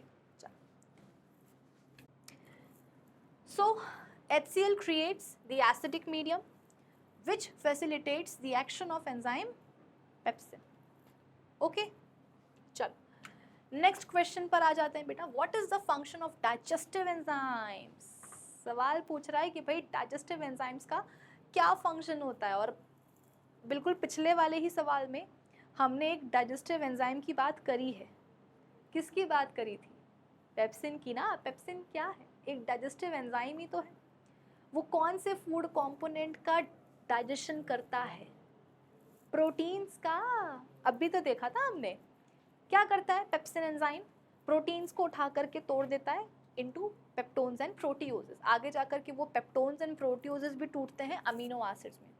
फिर वो जो अमीनो एसिड्स हैं बेटा, वो हमारी बॉडी में बहुत ही ईजिली अब्जॉर्ब हो जाते हैं। मतलब कि स्मॉल इंटेस्टाइन में जो अमीनो एसिड्स आते हैं ना, वो अमीनो एसिड्स बहुत ही इजीली स्मॉल इंटेस्टाइन से निकल करके आ जाते हैं हमारी ब्लड स्ट्रीम में। और फिर ब्लड स्ट्रीम से क्या होता है, वो डिफरेंट बॉडी सेल्स तक पहुंच जाते हैं। और बॉडी सेल्स क्या करते हैं, फिर उन अमीनो एसिड्स का इस्तेमाल कर लेते हैं, यूटिलाइज कर लेते हैं उन अमीनो एसिड्स को। ठीक है, पर ये जो अभी अभी हमने देखा प्रोटीन्स का डाइजेशन, कि सबसे पहले जो प्रोटीन्स हैं वो तोड़े गए पेप्टोन्स एंड प्रोटियोजेस में, फिर इनको और तोड़ा गया इनटू अमीनो एसिड्स में। तो इसको देख करके मन में ये ख्याल, मतलब एक सवाल तो आ ही गया होगा आप सबके कि मैम ये डाइजेशन हो ही क्यों रहा है? मतलब कि क्या ज़रूरत पड़ गई प्रोटीन्स को तोड़ने की इनटू पेप्टोन्स एंड प्रोटियोजेस? आगे जाकर के पेप्टोन्स एंड प्रोटियोजेस को भी हम क्यों तोड़ रहे हैं अमीनो एसिड्स में? अरे ऐसे के ऐसे प्रोटीन्स क्या बॉडी में अब्जॉर्ब नहीं हो सकते क्या, कि जो उनको तोड़ना पड़ रहा है?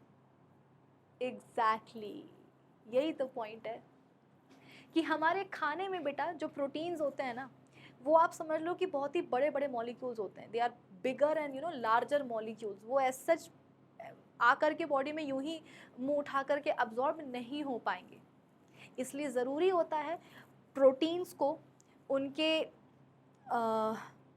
स्मॉलर फॉर्म्स में तोड़ना, है ना। मतलब ये आप बोल सकते हो कि ये बेसिक रिक्वायरमेंट है हमारी बॉडी की, कि हमारे खाने में जो भी प्रोटीन्स होते हैं उन प्रोटीन्स को उनके स्मॉलर फॉर्म्स में तोड़ना ही पड़ता है, कन्वर्ट करना ही पड़ता है। मतलब कि प्रोटीन्स को अल्टीमेटली हमारी बॉडी में तोड़ना ही पड़ता है इनटू अमीनो एसिड्स। और फिर वो अमीनो एसिड्स, क्योंकि वो आप बोल सकते हो कि स्मॉलर मॉलिक्यूल्स हैं, है ना। अमीनो एसिड्स बेटा छोटे छोटे मॉलिक्यूल्स होते हैं, तो फिर वो बॉडी में हमारे इजीली अब्जॉर्ब हो जाते हैं। इसी तरीके से हमारे खाने में जो कार्ब्स होते हैं वो भी ऐसे के ऐसे मुंह उठा करके बॉडी में अब्जॉर्ब नहीं हो सकते हैं। क्यों? बड़े बड़े मॉलिक्यूल्स है ना बेटा। तो इसीलिए हमारी बॉडी में मतलब जो भी हम खाना खाते हैं उसमें जो भी कार्ब्स होते हैं बॉडी में, सबसे पहले उनका भी डाइजेशन होना कंपलसरी है, बेसिक रिक्वायरमेंट है ना। और अल्टीमेटली क्या होता है, कार्ब्स का जब होगा डाइजेशन तो स्मॉलर फॉर्म्स बन जाएंगे। मतलब कि अपना वही गुल्लू बन जाएगा, ग्लूकोज बन जाएगा। फिर वो ग्लूकोज बहुत ही इजीली बॉडी में अब्जॉर्ब हो जाएगा। जो फैट्स प्रेजेंट होते हैं हमारे खाने में वो भी तोड़े जाते हैं into fatty acids and glycerol. उनको भी जो है फिर इजीली बॉडी में अब्जॉर्ब कर लिया जाता है। तो कहने का बस इतना सा मतलब है बेटा कि जो अपने मेजर फूड कंपोनेंट्स होते हैं ना, वो बहुत ही बड़े बड़े, they are macro molecules, bigger and larger molecules होते हैं। वो इतने आसानी से बॉडी में अब्जॉर्ब नहीं हो पाएंगे। इसलिए ज़रूरी क्या होता है, उन जो मेजर फूड कंपोनेंट्स हैं उनको बॉडी के अंदर लेकर के बॉडी के अंदर उनको तोड़ना, उनका ब्रेक डाउन करवाना into their respective smaller forms. जो कार्ब्स हैं, जो फैट्स हैं, जो प्रोटीन्स हैं, जो न्यूक्लिक एसिड्स हैं, ये मेजर फूड कंपोनेंट्स हैं। तो बॉडी के अंदर ले करके इनको बॉडी के अंदर बेटा तोड़ा जाता है इनके रिस्पेक्टिव स्मॉलर फॉर्म्स में। और फिर वो जो स्मॉलर फॉर्म्स होते हैं उनको फिर क्या हो सकता है, हमारी बॉडी में इजीली अब्जॉर्ब किया जा सकता है। तो पूरा ये खेल किसका है बेटा? पूरा ये खेल है अब्जॉर्प्शन का। पूरा ये खेल है अब्जॉर्प्शन का, क्योंकि अब्जॉर्प्शन होना होता है इसीलिए डाइजेशन करना पड़ता है, समझे। और अब्जॉर्प्शन होता है बेटा स्मॉल मॉलिक्यूल्स का। तो कार्ब्स को करना पड़ता है इसीलिए ग्लूकोज में कन्वर्ट, प्रोटीन्स को करना पड़ता है अमीनो एसिड्स में कन्वर्ट, मतलब तोड़ना पड़ता है ना। फैट्स को भी तोड़ना पड़ता है फैटी एसिड्स एंड ग्लिसरॉल में। अब देखो वही वाली बात है कि जब हमको पता है कि जो मेजर फूड कंपोनेंट्स हैं उनको बॉडी के अंदर लेकर के उनको तोड़ना ही है, उनके कंपेरेटिवली स्मॉलर फॉर्म्स में, तो इसके लिए बेटा कोई होना तो चाहिए ना तोड़ने के लिए। ऐसी तो नहीं हमने बोल दिया कि भैया अंदर जा कर के जो है ना कार्ब्स टूटेंगे, फैट्स टूटेंगे, न्यूक्लिक एसिड्स टूटेंगे, प्रोटीन्स टूटेंगे, बस बोल देने से काम हो जाएगा। नहीं, बोल देने से काम नहीं होगा, करने वाला भी तो कोई होना चाहिए ना। तो कौन करेंगे? एंजाइम्स करेंगे। और कौन करेंगे? सवाल क्या था कि डाइजेस्टिव एंजाइम्स का क्या फंक्शन होता है, तो यही तो फंक्शन होता है कि जो हम खाना खाते हैं उस खाने में जो मेजर फूड कंपोनेंट्स होते हैं, उन मेजर फूड कंपोनेंट्स को उनके सिंपल एंड स्मॉलर फॉर्म्स में कन्वर्ट करना किसका काम होता है? डाइजेस्टिव एंजाइम्स को। इसीलिए देखो ना जो अपनी पैनक्रियाज जो होती हैं उनमें बनता है पैनक्रियाटिक जूस, है ना। और पैनक्रियाटिक जूस में भी बेटा कई तरह के डाइजेस्टिव एंजाइम्स होते हैं। जो इंटेस्टाइनल ग्लैंड्स होती हैं वो भी बनाती हैं क्या? Intestinal juice. और उस जूस में भी कई तरह के डाइजेस्टिव एंजाइम होते हैं, है ना। तो ट्रिप्सिन, अमाइलेज, न्यूक्लियोटाइडेजेस, न्यूक्लियोसाइडेजेस, ये पेप्सिन हो गया, ठीक है, एंटेरोकाइनेज एंजाइम। तो बेटा कई तरह के देखो डाइजेस्टिव एंजाइम्स होते हैं हमारी बॉडी में। कुछ पैनक्रियाटिक जूस में पाए जाएंगे, कुछ इंटेस्टाइनल जूस में पाए जाएंगे। ये पेप्सिन है ना, पिछला वाला सवाल में जो पेप्सिन था वो गैस्ट्रिक जूस में पाया जाता है। तो कई तरह के बेटा डाइजेस्टिव एंजाइम्स होते हैं बॉडी में जो अल्टीमेटली क्या करेंगे? मेजर फूड कंपोनेंट्स को उनके सिंपलर एंड स्मॉलर फॉर्म्स में कन्वर्ट कर देंगे ताकि फिर उनका ईजी अब्जॉर्प्शन हो पाए, ठीक है। ये फंक्शन होता है डाइजेस्टिव एंजाइम्स का। नाम से समझ में आ रहा है कि एंजाइम्स क्या करेंगे? डाइजेशन करेंगे for the process of absorption.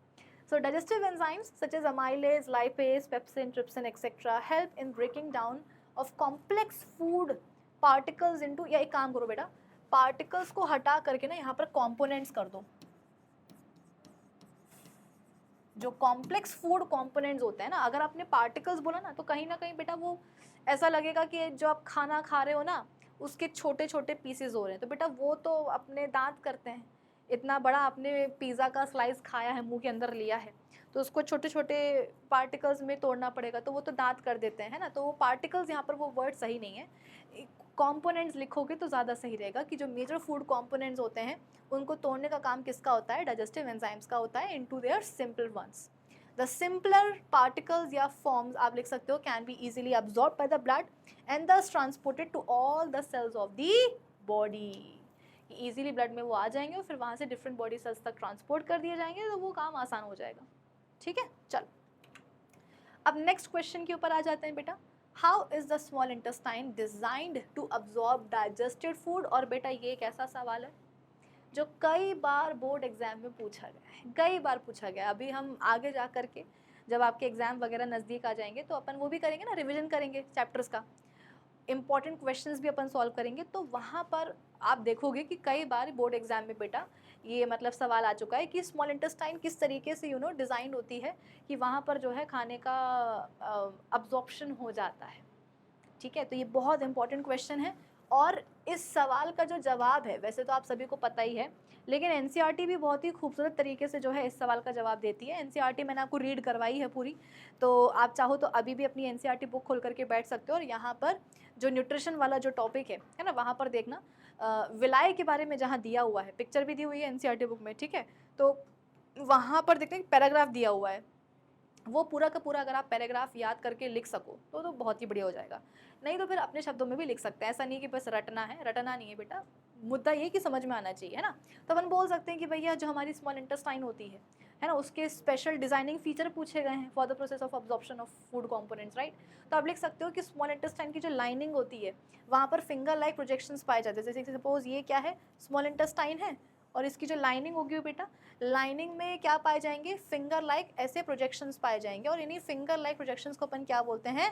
विलाय बोलते हैं, ठीक है। ये देखो, these are villi, these finger like projections जो कि इंटेस्टाइन की लाइनिंग में पाए जाते हैं, इनको अपन क्या बोलते हैं? विलाय बोलते हैं। विलाय की खास बात क्या होती है? विलाय की खास बात ये होती है कि इनके पास रिच नेटवर्क होता है ब्लड वेसल्स एंड आप बोल सकते हो कि लिम्फ कैपिलरीज का, ठीक है। तो जो भी खाना स्मॉल इंटेस्टाइन के मतलब जो भी आप बोल सकते हो कि न्यूट्रिएंट्स है ना, जो भी न्यूट्रिएंट्स इंटेस्टाइन के ल्यूमेन में होते हैं वो कहाँ आ जाते हैं? वो आ जाते हैं इन्हीं विलाय के अंदर, ठीक है, विलाय के अंदर आ जाएंगे और फिर विलाय के अंदर फिर वो कहाँ जाएंगे, तो जैसा कि हमने बोला कि हर एक विलस के पास ये जो विलाय होते हैं इनके पास बढ़िया सा क्या होता है बेटा, नेटवर्क होता है ब्लड कैपिलरीज का, है ना, बढ़िया सा होता है नेटवर्क ब्लड कैपिलरीज का, लाइक दिस। तो जो भी न्यूट्रिएंट्स होते हैं वो इंटेस्टाइन के ल्यूमेन से निकल करके कहाँ आ जाते हैं, वो आ जाते हैं देखो विलाय के अंदर, और फिर विलाय से वो कहाँ चले जाएंगे, ब्लड कैपिलरीज या ब्लड वेसल्स के अंदर आ जाएंगे, मतलब कि अरे ब्लड स्ट्रीम में आ जाएंगे, और फिर ब्लड स्ट्रीम से कहाँ चले जाएंगे, मतलब सेल्स में चले जाएंगे, है ना। तो सवाल यही था कि भाई स्पेशल डिजाइनिंग फीचर क्या है कि स्मॉल इंटेस्टाइन में ही क्या होता है, खाने का अब्जॉर्प्शन होता है। तो आप लिखना कि भैया स्मॉल इंटेस्टाइन की जो लाइनिंग होती है ना वहाँ पर पाए जाते हैं फिंगर लाइक प्रोजेक्शंस जिन्हें हम बोलते हैं विलाय, है ना। अब आप बोलो, चलो आप बोलोगे कि चलो ठीक है हमने लिख दिया विलाय, लेकिन विलाय एक स्पेशल फीचर क्यों बन गया है, क्योंकि पहला रीज़न तो मैंने आपको बता दिया कि विलाय के पास रिच नेटवर्क होता है ब्लड वेसल्स का या कैपिलरीज का, ये एक रीज़न हुआ। दूसरा रीज़न क्या है, दूसरा रीज़न ये होता है बेटा कि ये जो विलाय होते हैं ना ये अब्जॉर्प्शन का सरफेस एरिया बढ़ा देते हैं, ठीक है, they increase the surface area for absorption. Absorption का ये सरफेस एरिया बढ़ा देते हैं। जैसे कि मैं आपसे बोलूं कि देखो मेरे पास एक तरफ ये वाली इंटेस्टाइन है लेकिन इसकी लाइनिंग में कोई विलाय नहीं है, और एक तरफ ये है इंटेस्टाइन, इसकी लाइनिंग में देखो विलाय ही विलाय है, तो ज़्यादा अब्जॉर्प्शन कहाँ होगा, यहाँ होगा या यहाँ होगा।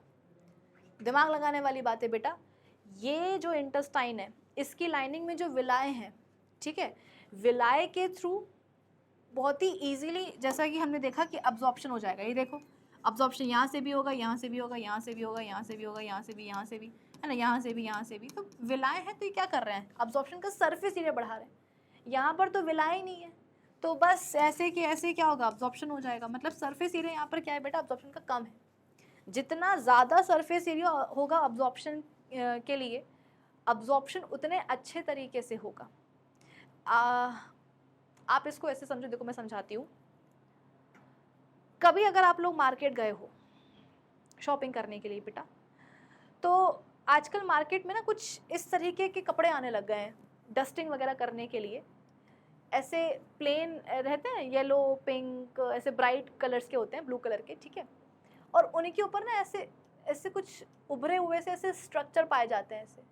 कभी अगर आपने देखा हो, है ना, मेरे पास अभी पिक्चर नहीं वरना मैं आपको दिखाती, आप चाहो तो गूगल पे भी नेट पर भी चेक कर सकते हो, ठीक है। तो सिंपल डस्टिंग के कपड़े होते हैं, ठीक है, और जो है ना सॉफ्ट सा कपड़ा रहेगा, और उसके ऊपर जो है ऐसे कुछ ऐसे स्ट्रक्चर्स जो है ना ऐसे रेज्ड स्ट्रक्चर्स पाए जाते हैं, बड़े सॉफ्ट सॉफ्ट होते हैं, बहुत गुदगुदी मचाते हैं ये, है ना। तो एक नॉर्मल कपड़ा और ये कपड़ा दोनों में डिफरेंस है पैसों में। ये सपोज आ रहा है इतना सा 50 रुपये का, और वहीं ये वाला आएगा 150 रुपये का। क्यों भाई, डस्टिंग तो धूल तो तुम्हें इससे भी साफ़ करनी है और इससे भी साफ़ करनी है, लेकिन इतना महंगा क्यों है? क्योंकि ये जो आपको रेज स्ट्रक्चर्स दिख रहे हैं ये क्या करते हैं, धूल को ज़्यादा अच्छे तरीके से अंदर अब्जॉर्ब कर लेते हैं। अगर आप इससे सफाई करने जाओगे ना तो हो सकता है कि ये कपड़ा बस इतने से एरिया की धूल साफ़ कर पाए, ये कपड़ा बेटा एक बार में इतने सारे एरिया की जो धूल है ना अपने अंदर खींच लेगा, अब्जॉर्ब अच्छे से कर लेता है ये धूल मिट्टी को। तो बस यही फंडा बेटा यहाँ भी है। विलाय यहाँ पर पाए जाते हैं, ठीक है, तो वो क्या करेंगे, विलाय बेसिकली आप बोल सकते हो कि ये क्या हुआ, हो, अरे अरे अरे, रुक जाओ भाई रुक जाओ, चलो छोड़ो, तुम लोग समझ गए ना। चलो ये तो बेटा स्लाइड ही मिटा देगा, अरे एनीवेज चलो जो भी है। तो विलाय का होना बहुत ज़रूरी है। हाँ, तो पहला रीज़न क्या था, पहला रीज़न ये था कि जो विलाय होते हैं उनके पास रिच नेटवर्क होता है ब्लड वेसल्स का। दूसरा क्या कि वो अब्जॉर्प्शन का सरफेस एरिया बढ़ा देते हैं, ठीक है। So the small intestine has millions of tiny finger like projections, जिसको अपन क्या बोलते हैं, villi. These villi increase the surface area for efficient food absorption. Within these villi, many blood vessels are present that absorb the digested food and carry it to the bloodstream. The absorbed food from the bloodstream is delivered to every cell of the body. तो ये दो चीज़ें बेटा, मतलब 3 points हैं यहाँ पर आपको लिखने होंगे. पहला कि इंटेस्टाइन, स्मॉल इंटेस्टाइन की लाइनिंग पर क्या होते हैं, विलाय होते हैं. दूसरा पॉइंट, विलाय में रिच नेटवर्क होता है ब्लड वेसल्स का, कैपिलरीज का. तीसरा पॉइंट, विलाय क्या करते हैं, अब्जॉर्प्शन का सरफेस एरिया बढ़ा देते हैं. तो ये तीनों पॉइंट लिखोगे तो आपका जो आंसर है वो एकदम कंप्लीट हो जाएगा. ठीक है. और बेटा ये PYQ है, तो प्लीज़ इसको सीरियसली तुम लोग लेना. ओके, चल नेक्स्ट क्वेश्चन पर आ जाते हैं. What advantage over an aquatic organism does a terrestrial organism have with regard to obtaining oxygen for respiration? एक एक्वेटिक ऑर्गेनिज्म है और एक टेरेस्ट्रियल ऑर्गेनिज्म है. एक्वेटिक मतलब जो पानी में रह रहा है, टेरेस्ट्रियल मतलब जो पानी में नहीं रह रहा है, ज़मीन पर रह रहा है ना. तो दोनों में आप बोल सकते हो कि फ़ायदा टेरेस्ट्रियल ऑर्गेनिज्म को क्यों है ओवर एक्वेटिक ऑर्गेनिज्म. किसके regarding? Obtaining oxygen for respiration. देखो, ऑर्गेनिज्म चाहे पानी में रह रहा हो चाहे वो लैंड पर रह रहा हो, ऑक्सीजन तो सबको चाहिए है. ठीक है. हम में और मछली में क्या सिमिलैरिटी होती है? मछली को भी ऑक्सीजन चाहिए है, हमको भी चाहिए. मछली रह रही है पानी में, हम रह रहे हैं लैंड पर, है ना. कोई बच्चा धरती नहीं बोलेगा. एक बार मैंने किसी बच्चे से लाइव में पूछ लिया तो उसने बोला कि मैम मछली रहती है पानी में और हम रहते हैं धरती पर. तो बेटा जो जिस पानी में मछली रह रही है वो पानी कहाँ है? चांद पर है क्या? वो पानी भी तो धरती पर ही है ना. धरती मत बोलना बेटा, लैंड बोलना. ठीक है. तो देखो, हाँ, तो पानी तो हर ऑर्गेनिज्म को चाहिए, चाहे वो एक्वेटिक हो फिर वो चाहे टेरेस्ट्रियल ही क्यों ना हो. लेकिन हाँ, जब ब्रीदिंग रेट की बात आती है तो जो एक्वेटिक ऑर्गेनिजम्स होते हैं बेटा, उनका ब्रीदिंग रेट टेरेस्ट्रियल ऑर्गेनिजम्स के कंपैरिजन में फास्टर होता है. रीज़न क्या है?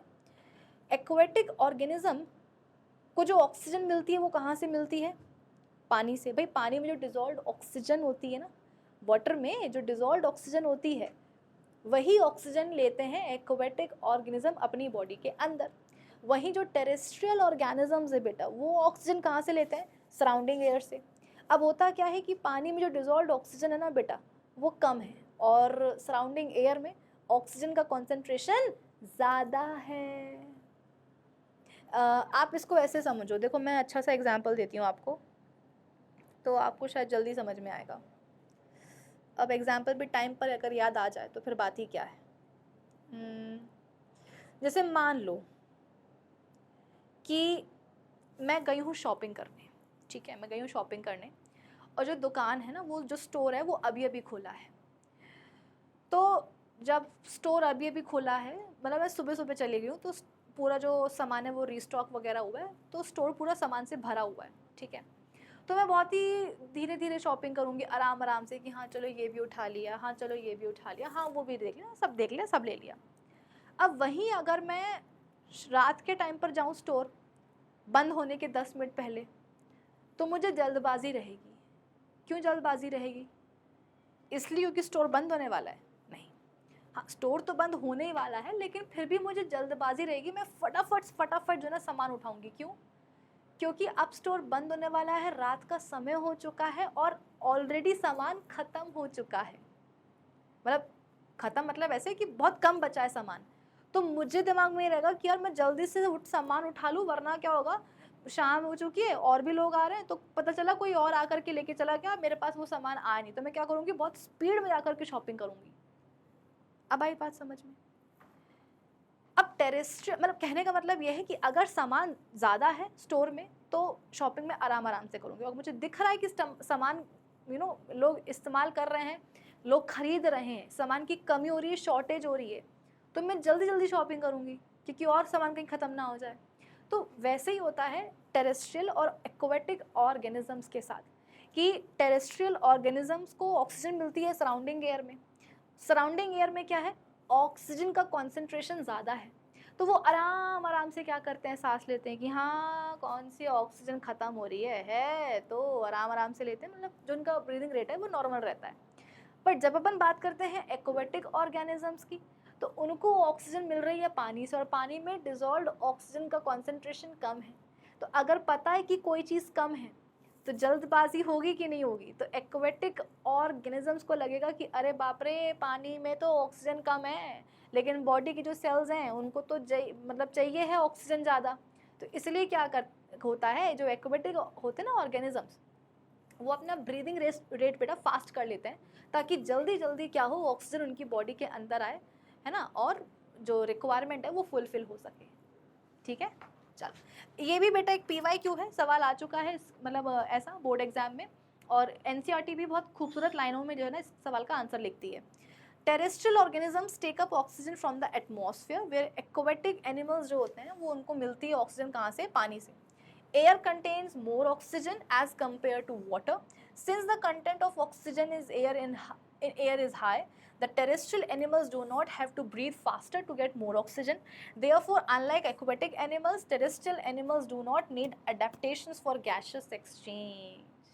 ठीक है, चल next question. What are the different ways in which glucose is oxidized to provide energy in various organisms? बेटा सवाल ये है कि ग्लूकोज का पाथवे क्या होता है, फेट क्या होता है हमारी बॉडी में, कि हमने खाना तो खा लिया, उसमें कार्ब्स थे, हो गया डाइजेशन, क्या बन गया, ग्लूकोज बन गया, ग्लूकोज आ गया एलिमेंट्री कैनाल से निकल करके कहाँ, ब्लड स्ट्रीम में, ब्लड स्ट्रीम से कहाँ गया, बॉडी सेल्स में आ गया। अब बॉडी सेल्स में ग्लूकोज आ तो गया है, अब ग्लूकोज का क्या होने वाला है, तो वो आपको बताना है। आप बोलोगे कि मैम क्या बड़ी बात है, सेलुलर रेस्पिरेशन में इन्वॉल्व होगा ना ग्लूकोज।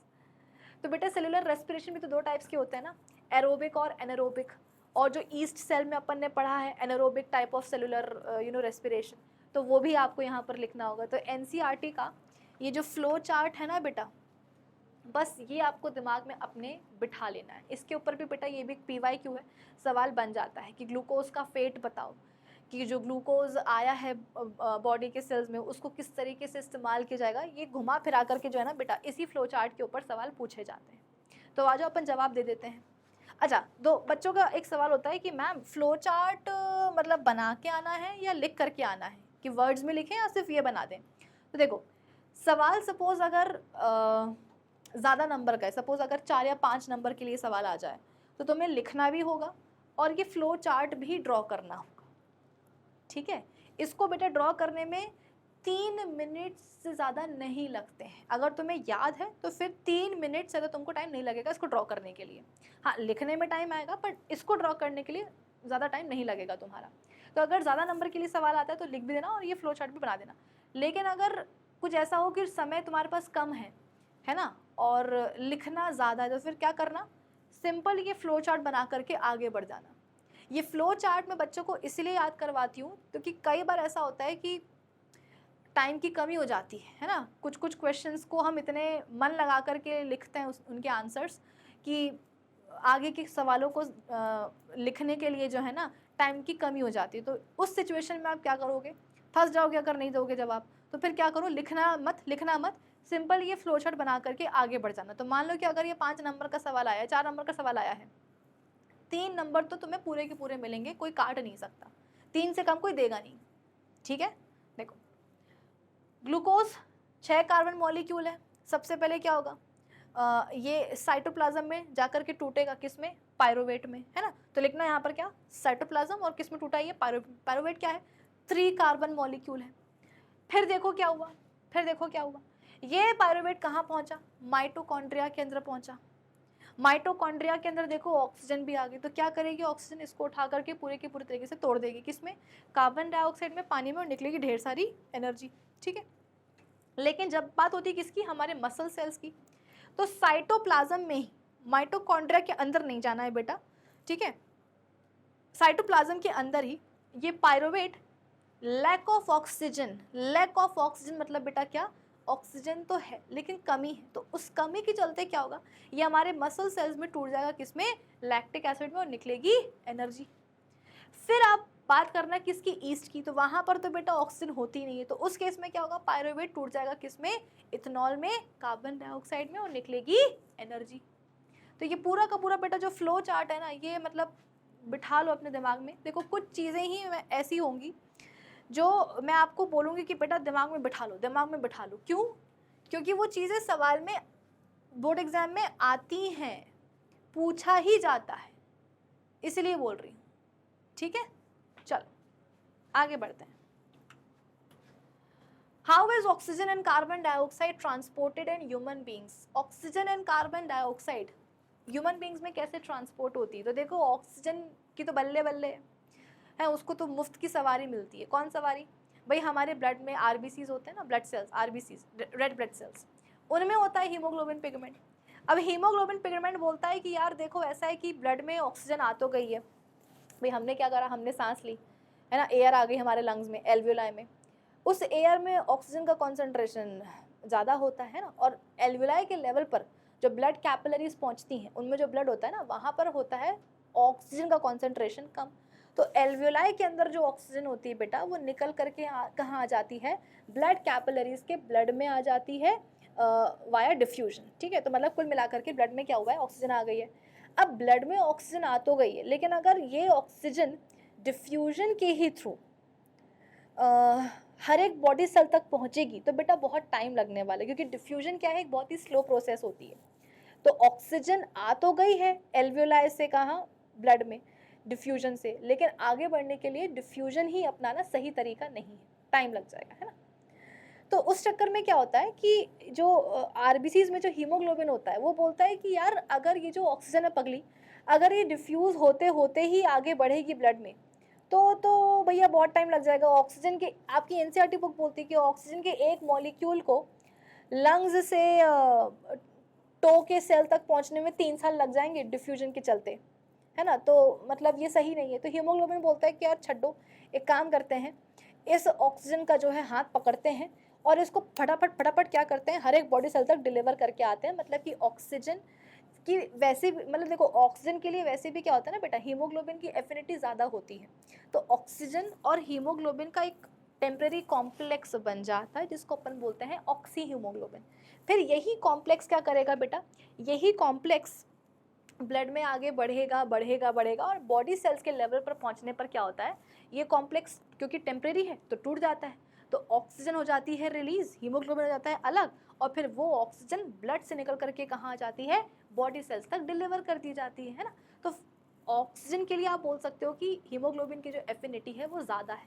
तो ऑक्सीजन के ट्रांसपोर्टेशन के लिए हीमोग्लोबिन बैठा हुआ है, ठीक है। लेकिन अगर हम बात करेंगे कार्बन डाइऑक्साइड की, तो हीमोग्लोबिन देखो ज़्यादा पसंद करता नहीं है कार्बन डाइऑक्साइड को। वो बोलता है कि भाई एक टाइम पर मैं एक ही गैस को झेल सकता हूँ, यानी कि ऑक्सीजन को, ये तो मुझे कतई पसंद नहीं है। तो इसके ट्रांसपोर्टेशन के लिए बेटा प्लाज्मा ही होता है। प्लाज्मा बोलता है कि आओ भैया कार्बन डाइऑक्साइड तुम जो है डिजोल्व स्टेट में हमारे थ्रू ट्रांसपोर्ट हो जाओ, ठीक है। आपकी एनसीईआरटी भी एग्जैक्टली यही बोलती है। Hemoglobin transport oxygen molecule to all the body cells for cellular respiration. The hemoglobin pigment present in the blood gets attached to the 4 oxygen molecules that are obtained from the breathing. It thus forms oxyhemoglobin and the blood becomes oxygenated. This oxygenated blood is then distributed to all the body cells by the heart. After giving away oxygen to the body cells, blood takes away carbon dioxide, which is the end product of the cellular respiration. Now the blood कैसा हो गया है, deoxygenated. Since hemoglobin pigment has less affinity for carbon dioxide is mainly transported in the dissolved form. ये लिखना बहुत ज़रूरी है बेटा, ये आपकी एनसीईआरटी बुक का स्टेटमेंट है कि कार्बन डाइऑक्साइड के लिए जो हीमोग्लोबिन की एफिनिटी है बेटा वो बहुत कम होती है, और इसीलिए जो कार्बन डाइऑक्साइड है, ठीक है, वो डिजॉल्व्ड फॉर्म में ही बेटा क्या होती है, ट्रांसपोर्ट होती है हमारी बॉडी में। ये लिखना बहुत ज़रूरी है, डिजॉल्व्ड फॉर्म। ऑक्सीजन के लिए हीमोग्लोबिन हो जाएगा क्या, कीवर्ड उसके ट्रांसपोर्टेशन के लिए, और कार्बन डाइऑक्साइड के ट्रांसपोर्टेशन के लिए बेटा डिजॉल्व्ड फॉर्म क्या हो जाएगा, कीवर्ड हो जाएगा। So this deoxygenated blood gives carbon dioxide to lungs alveoli and makes oxygen in return. ठीक है, चलो next question. How are the lungs designed in the human beings to maximize the area for exchange of gases? lungs में बेटा आपको पता है कि gases exchange होता है। अभी अभी मैंने आपको बातों बातों में बता दिया कि लंग्स में क्या होते हैं, एल्वियोलाई होते हैं, ठीक है। एल्वियोलाई में भाई हमने इनहेल करा, एयर जो है ना हमारे सराउंडिंग एयर से निकल करके कहाँ आ गई है, लंग्स में आ गई है। लंग्स में भी कहाँ, अल्टीमेटली वो एयर आ जाती है कहाँ, एल्वियोलाई के अंदर। एल्वियोलाई क्या होते हैं बेटा, बलून लाइक स्ट्रक्चर्स होते हैं, ठीक है। और ये आ जाते हैं, मतलब ये नहीं आ जाते हैं, इनमें आ जाती है क्या, एयर। अब जो एयर आई है एल्वियोलाई में, जैसे कि मान लो कि ये क्या है, एल्वियोला, ये एक एल्वियोलस है, ये एक एल्वियोलस है, ठीक है। इसमें जो एयर आई है, इसमें जो एयर आई है उसमें ऑक्सीजन का कॉन्सेंट्रेशन ज़्यादा है, ठीक है। ऑक्सीजन का कॉन्सेंट्रेशन यहाँ पर ज़्यादा है, और इसके कांटेक्ट में क्या होता है बेटा, जितने भी मतलब जो एल्वियोलाई होते हैं लंग्स में, दोनों ही लंग्स में जो एल्वियोलाई होते हैं ना, उनके पास बढ़िया सा नेटवर्क होता है ब्लड कैपिलरीज का। जैसे कि विलाई के पास होता है ब्लड कैपिलरीज का नेटवर्क, ठीक वैसे ही जो एल्वियोलाई होते हैं ना लंग्स के, उनके पास भी बढ़िया सा नेटवर्क होता है ब्लड कैपिलरीज का, लाइक दिस, ठीक है। अब इस ब्लड कैपिलरी में जो ब्लड फ्लो हो रहा है वो बेटा बहुत दुखी है। इस ब्लड कैपिलरी में जो ब्लड फ्लो हो रहा है ना वो बहुत दुखी है। क्यों दुखी है? क्योंकि इस ब्लड में ऑक्सीजन का कॉन्सेंट्रेशन बहुत कम है। तो तुमको तो पता है ना, चीज़ें डिफ्यूजन मतलब कॉन्सेंट्रेशन ग्रेडियंट के अलोंग ही मूव करती हैं।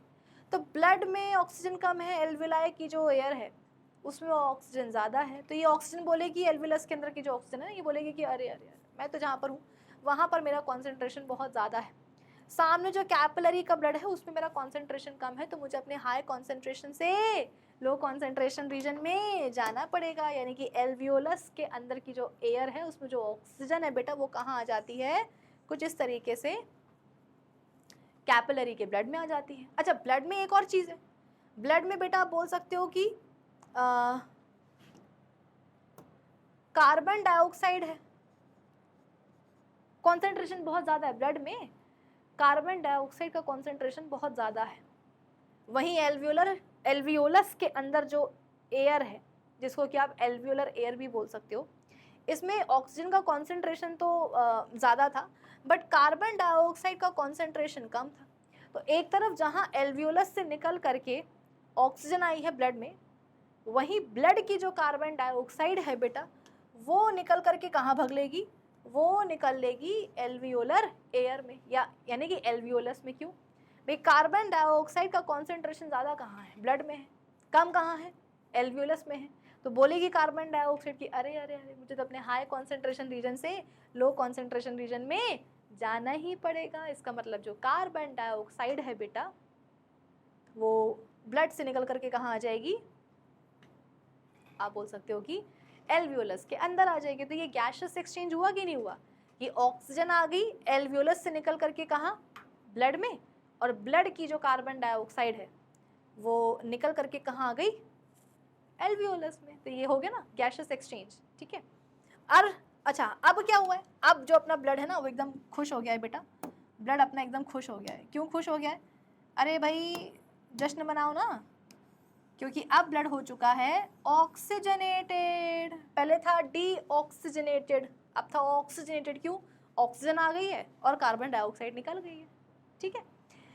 तो ये गैसियस एक्सचेंज हुआ। तो सवाल ये है कि किस तरीके से हमारे लंग्स डिजाइंड होते हैं कि यहाँ पर सरफेस एरिया जो है अब्जॉर्प्शन का, या सरफेस एरिया जो है गैसियस एक्सचेंज का वो मैक्सिमाइज हो जाए। तो आप बोल सकते हो कि भैया एल्वियोलाई होते हैं दोनों ही लंग्स में, कई सारे बेटा सैकड़ों दोनों ही लंग्स में क्या होते हैं, एल्वियोलाई होते हैं। ये एकदम thin walled balloon like structures होते हैं, ठीक है। और इनके पास जो है ना डेंस और रिच नेटवर्क होता है ब्लड कैपिलरीज का। तो ये आपकी एनसीईआरटी भी बोलती है, और जो एनसीईआरटी बोलती है वही हम बोलते हैं। आ जाओ।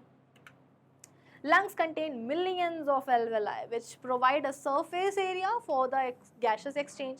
An extensive network of blood vessels is present in the wall of the alveoli.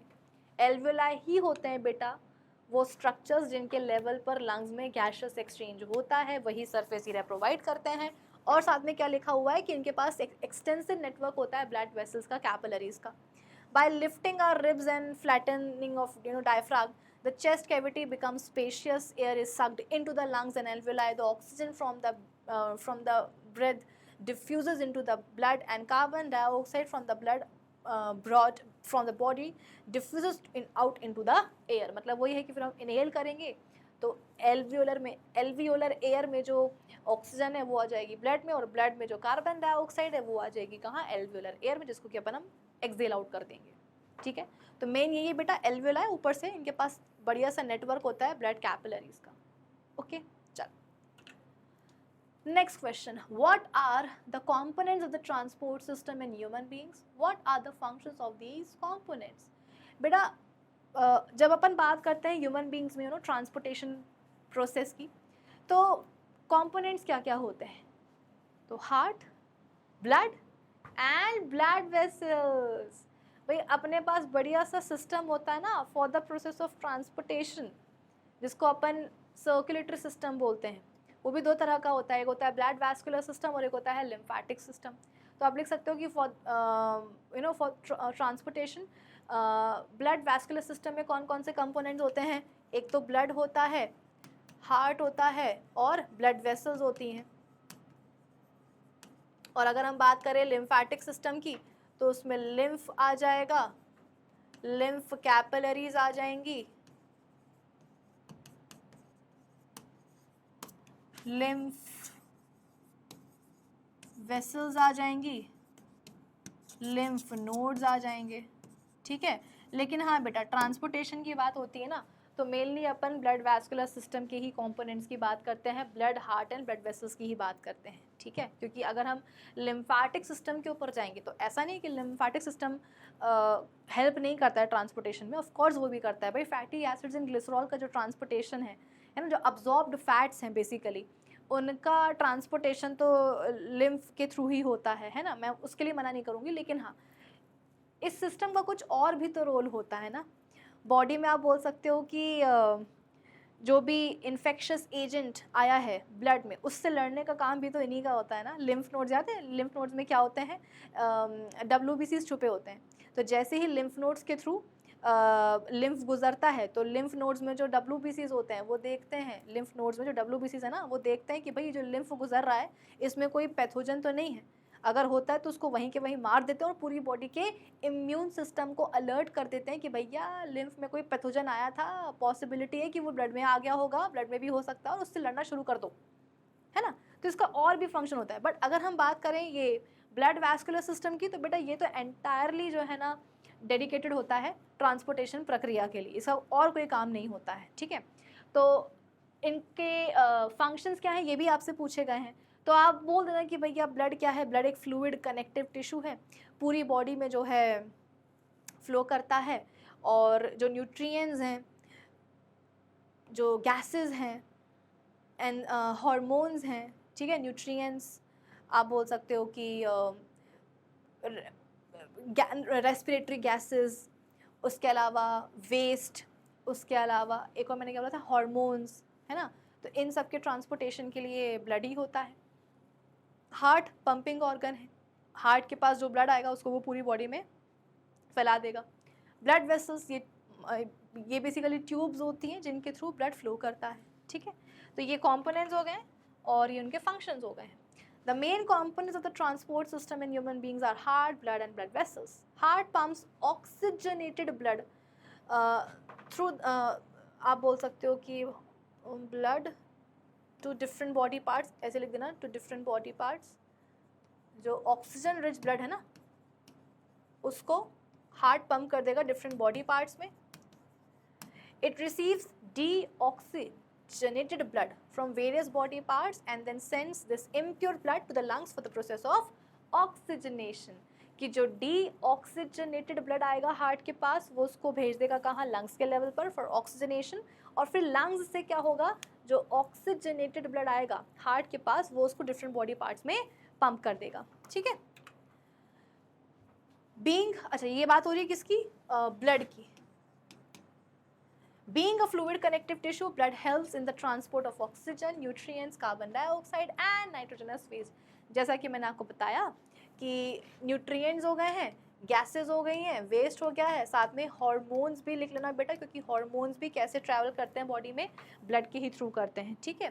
फिर blood vessels, arteries, veins and capillaries, तो बेटा ये तो क्या है, ट्यूब्स हैं जिनके थ्रू ब्लड फ्लो करेगा either away from the heart to various organs or from various organs to back to the heart। या तो ब्लड वेसल्स के थ्रू ब्लड कहाँ से कहाँ जाएगा, हार्ट से दूर जाएगा वेरियस ऑर्गन्स के पास, या वेरियस ऑर्गन से हार्ट के पास जाएगा, ठीक है।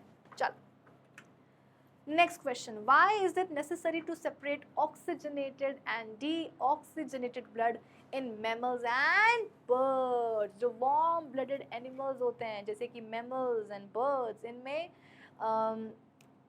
हार्ट की जो हार्ट आप बोल सकते हो कि दो पार्ट्स में क्यों डिवाइडेड होता है, मतलब कि हार्ट का एक लेफ्ट साइड होता है और एक राइट साइड होता है, तो हार्ट के इन दोनों ही साइड्स को सेपरेट करना मैमल्स एंड बर्ड्स में ज़रूरी क्यों है बेटा? क्योंकि बेटा मैमल्स एंड बर्ड्स की यदि हम बात करें तो हमारी बॉडी में ना एनर्जी की डिमांड बहुत ज़्यादा होती है, और तुमको पता है कि बॉडी में एनर्जी बनती कैसे है ना। ये कोई बच्चा नहीं बोलेगा कि मैम हमें तो यही नहीं पता कि बॉडी में एनर्जी बनेगी कैसे। अरे बेटा बॉडी की जो सेल्स है ना उनमें क्या होती है, सेलुलर रेस्पिरेशन की प्रक्रिया होती है। ये अभी अभी अपने देखा था ना ग्लूकोज का फेट, ये तो सेलुलर रेस्पिरेशन की प्रक्रिया होती है हमारी बॉडी के सेल्स में, है ना।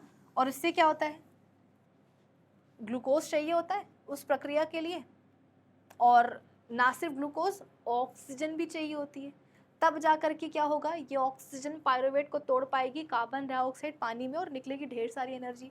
तो हमारे बॉडी सेल्स में बेटा यही प्रक्रिया चलती है और इसी से क्या होता है, एनर्जी बनती है।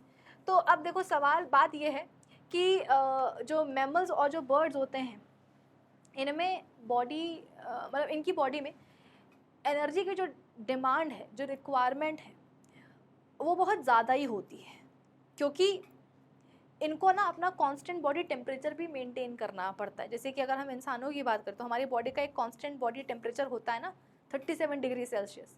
बाहर मान लो कि अभी बहुत गर्मी पड़ रही है, 50 डिग्री सेल्सियस टेम्परेचर हो रहा है बाहर का, तो तुम्हें क्या लगता है तुम्हारी बॉडी का भी टेम्परेचर उतना ही हो जाएगा क्या? बाहर का टेम्परेचर कुछ भी क्यों ना हो, बॉडी का जो टेम्परेचर है वो 37 से 37 ही रहेगा।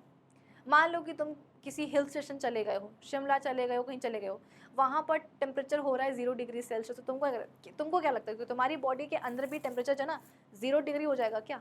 नहीं, एक कांस्टेंट टेम्परेचर है बेटा, वही मेंटेन किया जाएगा। तो बर्ड्स एंड मैमल्स दोनों की यही कहानी होती है कि हमें लगातार, पहली बात तो ये कि हमारी बॉडी में वैसे भी एनर्जी की डिमांड ज़्यादा होती है, ठीक है। दूसरी बात यह है कि हमें अपनी बॉडी का एक कांस्टेंट नॉर्मल टेम्परेचर मेंटेन करना होता है, और उस टेम्परेचर को भी मेंटेन करने के लिए चाहिए होती है एनर्जी।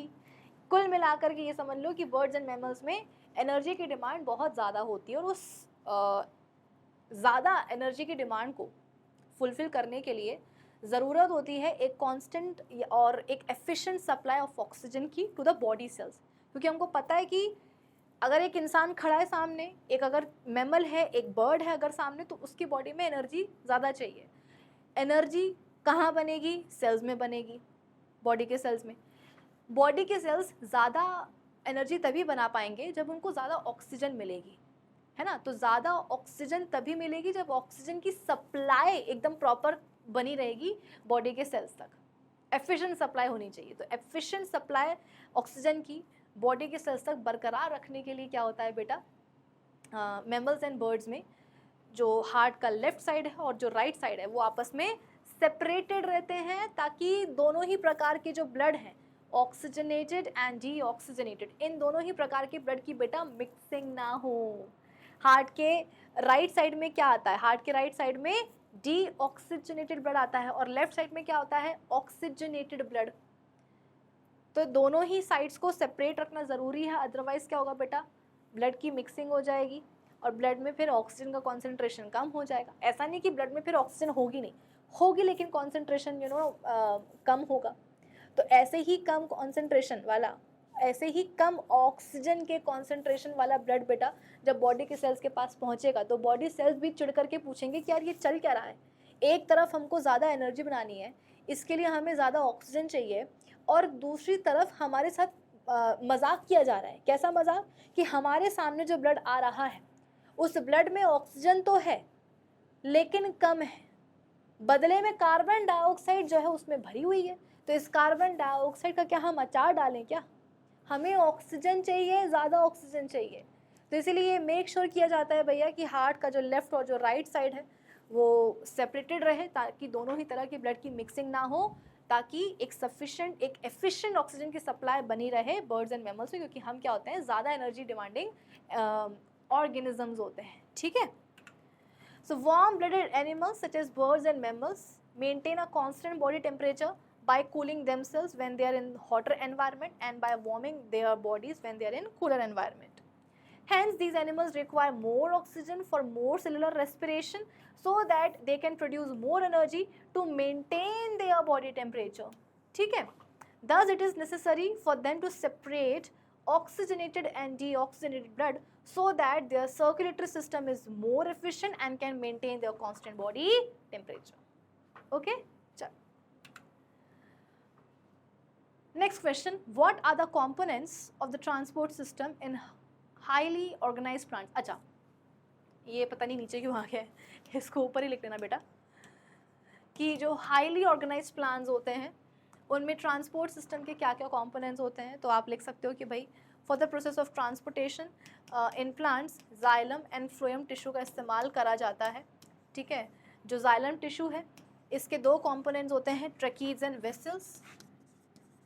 ट्रैकीड्स एंड वेसल्स ये मिल करके क्या करते हैं, जाइलम कंडक्टिंग चैनल बनाते हैं. काय के लिए? For transportation of water and minerals. वहीं अगर हम बात करेंगे फ्लोएम की तो इसके भी दो कंपोनेंट्स होते हैं, sieve tube cells and companion cells, जो मिल करके क्या करेंगे, फ्लोएम कंडक्टिंग चैनल बनाएंगे for the transportation of food, या to be more specific sucrose वगैरह. ठीक है, तो आपसे ये पूछा गया था कि कंपोनेंट्स क्या होते हैं ट्रांसपोर्ट सिस्टम के, तो हमने लिख दिया कंपोनेंट्स के बारे में. ठीक है, चलो. Highly organised plants have two important tissues for their transport system. One is xylem and the other is phloem. Xylem transports water and minerals from roots to aerial parts of the plant, and phloem transport food from leaves to other parts of the plant. और इनकी जो components हैं वो भी मैंने लिख दिए हैं, xylem के भी और phloem के भी. ठीक है, चलो next. How are water and minerals transported in plants? Plants में बेटा पानी और minerals का transportation कैसे होता है ये आपको बताना है. तो आप बता दोगे कि भैया जाइलम टिश्यू के थ्रू होता है. जाइलम टिश्यू के दो कंपोनेंट्स होते हैं या दो तरह के सेल्स होते हैं, ट्रैकीड्स एंड वेसल्स, जो मिल करके क्या करते हैं, जाइलम कंडक्टिंग चैनल्स बनाते हैं एक प्लांट बॉडी में. तो रूट्स, स्टेम, ब्रांचेस, लीव्स, इन सब के जो जाइलम कंडक्टिंग चैनल्स होते हैं वो आपस में क्या होते हैं बेटा, जुड़े रहते हैं. ठीक है, सबसे पहले क्या होता है, रूट्स आप बोल सकते हो कि एनर्जी को खर्च करके मिट्टी में जो मिनरल आयंस होते हैं उनको अब्जॉर्ब करेंगी. बेटा कोई भी बच्चा ये नहीं बोलेगा कि रूट्स क्या करेंगी, एनर्जी खर्च करके पानी अब्जॉर्ब करेंगे. नहीं, रूट्स मिट्टी से मिनरल आयंस को अब्जॉर्ब करती हैं एनर्जी खर्च करके. पानी का जो अब्जॉर्प्शन है बेटा वो तो अपने आप हो जाता है, ऑस्मोसिस से हो जाता है ना. ये अपन पढ़ चुके हैं कि किस तरीके से पानी का अब्जॉर्प्शन होगा रूट्स द्वारा. कि रूट्स सोचती हैं कि यार बाहर जो मिट्टी है, पानी है, मिनरल आयंस हैं उसमें. रूट्स के अंदर खुद क्या होता है, पानी और मिनरल आयंस होते हैं. तो सवाल यह है कि अगर रूट्स के अंदर भी पानी है, रूट्स के बाहर मिट्टी में भी पानी है, तो फिर पानी अंदर आएगा ही क्यों? क्योंकि कॉन्सेंट्रेशन ग्रेडियंट बनना चाहिए ना. तो उस कॉन्सेंट्रेशन ग्रेडियंट को बनाने के लिए क्या होता है, रूट्स जो होती हैं वो एक्टिवली मिनरल आयंस को अब्जॉर्ब करती हैं. मतलब कि एनर्जी को खर्च करके क्या करेंगी, रूट्स मिट्टी से मिनरल आयंस को अपने अंदर ले लेंगी. मिनरल आयंस क्या होते हैं, सॉल्यूट, और पानी क्या है, सॉल्वेंट. तो अगर किसी सोल्यूशन में बेटा सॉल्यूट ज़्यादा है तो सॉल्वेंट कम होगा, और अगर किसी सोल्यूशन में सॉल्यूट कम है तो सॉल्वेंट ज़्यादा होगा. तो हुआ क्या, रूट्स ने एनर्जी को खर्च करके मिनरल आयंस को अपने अंदर ले लिया. यानी कि अब रूट्स के अंदर मिनरल आयंस ज़्यादा हो चुके हैं, रूट्स के बाहर जो मिट्टी है उसमें मिनरल आयंस कम हो चुके हैं. रूट्स के बाहर मिट्टी में मिनरल आयंस कम है, सॉल्यूट कम है, मतलब कि सॉल्वेंट ज़्यादा होगा, पानी ज़्यादा होगा. और मिट्टी जो रूट्स हैं उनमें मिनरल आयंस ज़्यादा हैं, सॉल्यूट ज़्यादा है यानी कि पानी रूट्स के अंदर कम होगा। तो अब मिट्टी का जो पानी वो बोलेगा कि अरे अरे अरे मैं तो जहाँ पर हूँ वहाँ पर मेरा कॉन्सेंट्रेशन ज़्यादा है, सामने जो रूट्स है वहाँ पर मेरा कॉन्सेंट्रेशन कम है, तो बाहर का पानी बेटा अंदर आ जाएगा। तो मिनरल आयंस एनर्जी को खर्च करके आ जाते हैं रूट्स के अंदर और पानी अपने आप ऑस्मोसिस से आ जाता है। ठीक है, तो ये हुआ क्या, पानी का अब्जॉर्प्शन बाय द रूट्स, पानी एंड मिनरल्स का अब्जॉर्प्शन बाय द रूट्स। अब क्या हुआ, अब ये जो रूट्स ने पानी, और ये मैं आपको बेटा सब कुछ पढ़ा चुकी हूँ, ठीक है ना, बस फटाफट से एक बार एक्सप्लेन और कर देती हूँ। तो अब जो रूट्स में पानी और जो मिनरल आयंस आए हैं, ठीक है, वो कहाँ जाते हैं, वो आ जाते हैं वही जाइलम कंडक्टिंग चैनल में। पानी और मिनरल आयंस कहाँ जाते हैं, जाइलम कंडक्टिंग चैनल में आ जाते हैं। ठीक है, अब क्या होता है, रूट्स लगातार पानी और मिनरल आयंस को अब्जॉर्ब करती रहती हैं। ठीक है, तो जो और पानी और जो मिनरल आयंस आ रहे हैं बेटा, और पानी और जो मिनरल आयंस रूट्स अब्जॉर्ब कर रही हैं, वो क्या करते हैं, जो पहले ही पानी और मिनरल आयंस आ चुके थे जाइलम कंडक्टिंग चैनल पर, उस पानी और उन मिनरल आयंस को वो क्या करते हैं, ऊपर की तरफ पुश करते हैं, धक्का लगाते हैं। क्योंकि भाई रूट्स तो क्या कर रही हैं, पानी और मिनरल आयंस को अब्जॉर्ब करते ही जा रही हैं, करती जा रही हैं, तो वो भी कहाँ जाएंगे, पानी और mineral ions xylem conducting channel में ही तो जाएंगे ना। तो इसके लिए जगह बनानी पड़ेगी भाई, जो ऑलरेडी पानी और मिनरल आयंस आ चुके थे उनको धक्का मारना पड़ेगा ताकि वो ऊपर उठे, और उनकी जगह खाली हो तो वहाँ पर नया पानी और नए मिनरल आयंस आए।